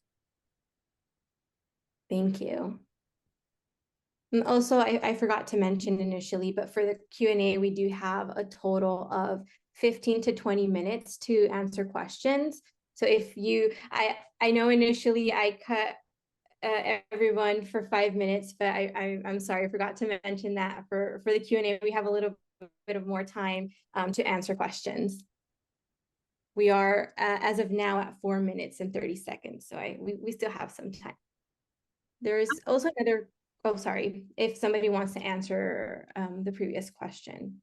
I was just going to add, for a smaller program like ours in Pensacola, I feel like that does lend itself to relationship building, which is a really important part of mentorship and, learning about the facets of your career as you finish residency. So I think it's one of the things that I really cherish about a smaller program. I trained in a much bigger program, and so I've been able to see the differences, and I really enjoy those relationships that I'm able to build early on, even with interns, that maybe in a larger program I wouldn't be as able to do as quickly. So I'm hoping that these relationships are helpful to the trainees that I'm part of their pathway. Yeah, I would say at Orlando Health Arm we have a really good mentorship program as well. And I think just by nature of residency, you really learn how to be kind of a teacher and an educator as you go into a senior role and have to kind of teach new interns their, all the details of residency, basically. So just even by nature of residency, but we also have, again, a formal medical education rotation that really focuses on that. I wanted to also just kind of answer, there's a couple of questions in the chat about kind of what are we looking for in applications? And I think to answer both of those questions, really it's now there's a big emphasis, at least at our program, on holistic review. So taking the whole application into consideration, what are extracurriculars, what type of experience have we had, whether it be leadership or within research or quality improvement, what type of community engagement, those sorts of things, I think are going to be, we've heavily emphasized in the past and will continue to do so. And I think that's kind of the best way we're going to have going forward to be able to really filter applicants since they're now with step one being pass fail, but also just in general, because that's really what we've found to be better ways to pick residents, because that's really what matters and what's important more than a number or score. Yeah, Dave Hash at Nemours. I would like to echo that. I think that was very well said. Um, I don't know that there's a single criteria other than going to medical school that really is a must-have to get in. And I think we've seen a significant swing more towards the interview day, the extracurricular activities, research activities, and kind of the rest of the file, because we all expect a lot of this objective data to go away. We've seen a lot of medical schools move away from actually scoring, class ranking, and everything like that. So it's been a national debate about, how do you then select applicants? And the answer is a good holistic review where you look at the applicant as a whole and pick the best people and invite them. And then it's all about fit. I will be the first one to tell you, you may have the most beautiful file in the world, but if you're not going to fit in at our program, I'm not going to recruit you. And I think that's all what both sides are looking for, is that fitness.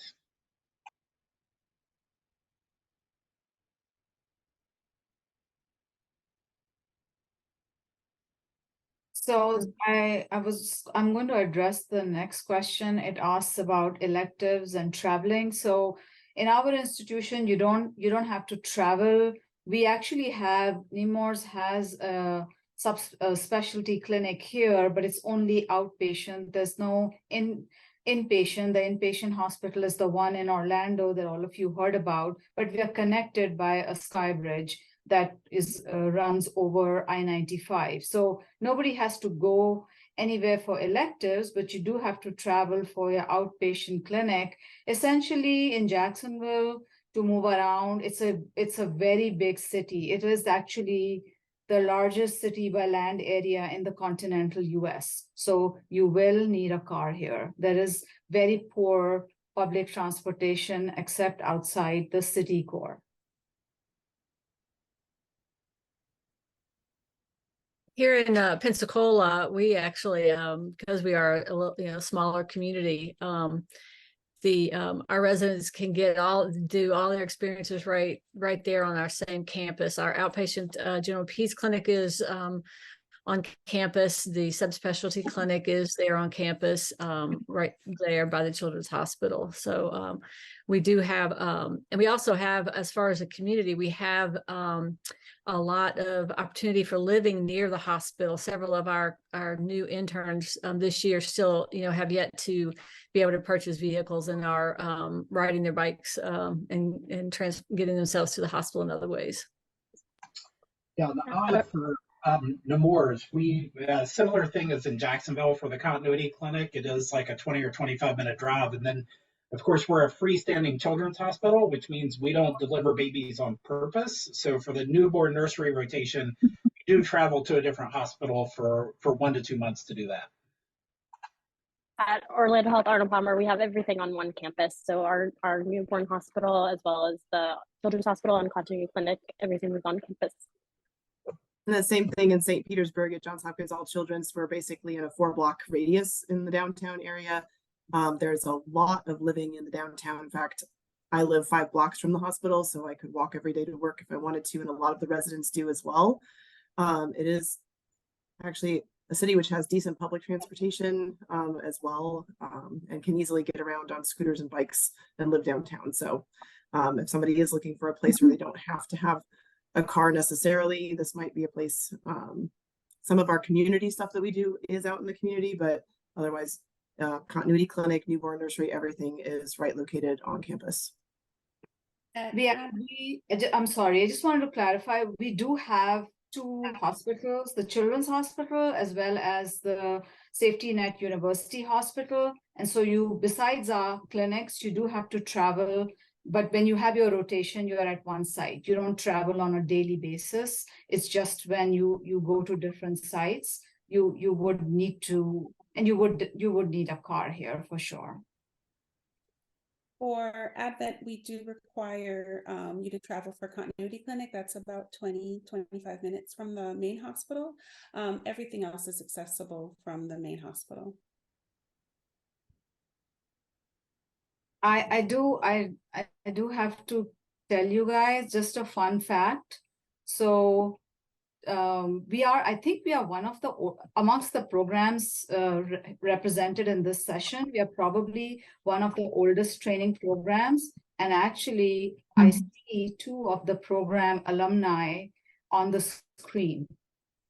Yes. There you go. I was going to mention that.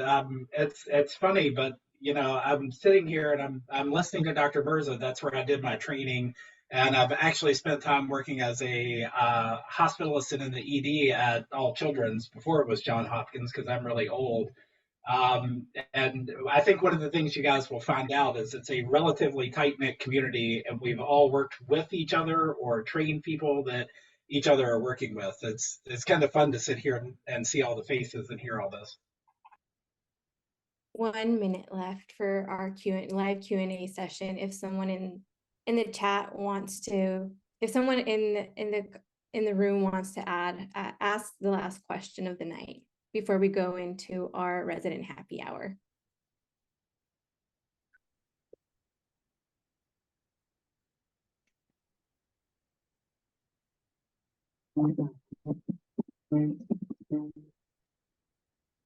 Sorry, I'm not sure if someone is trying to say something. I hear some rumbling, I'm not sure. Sounds like the old-fashioned dial-up modem sound. Yes. Okay, well, if we don't have more questions for today, I want to thank you. Hopefully all of you got the chance to learn a bit more about all that our South Atlantic Part 1 programs have to offer. We want to reiterate how grateful we are to all the program directors, coordinators, and other representatives who took the time to join us tonight. We will now ask program directors to kindly log off, and we will transition to our resident panel portion of the evening.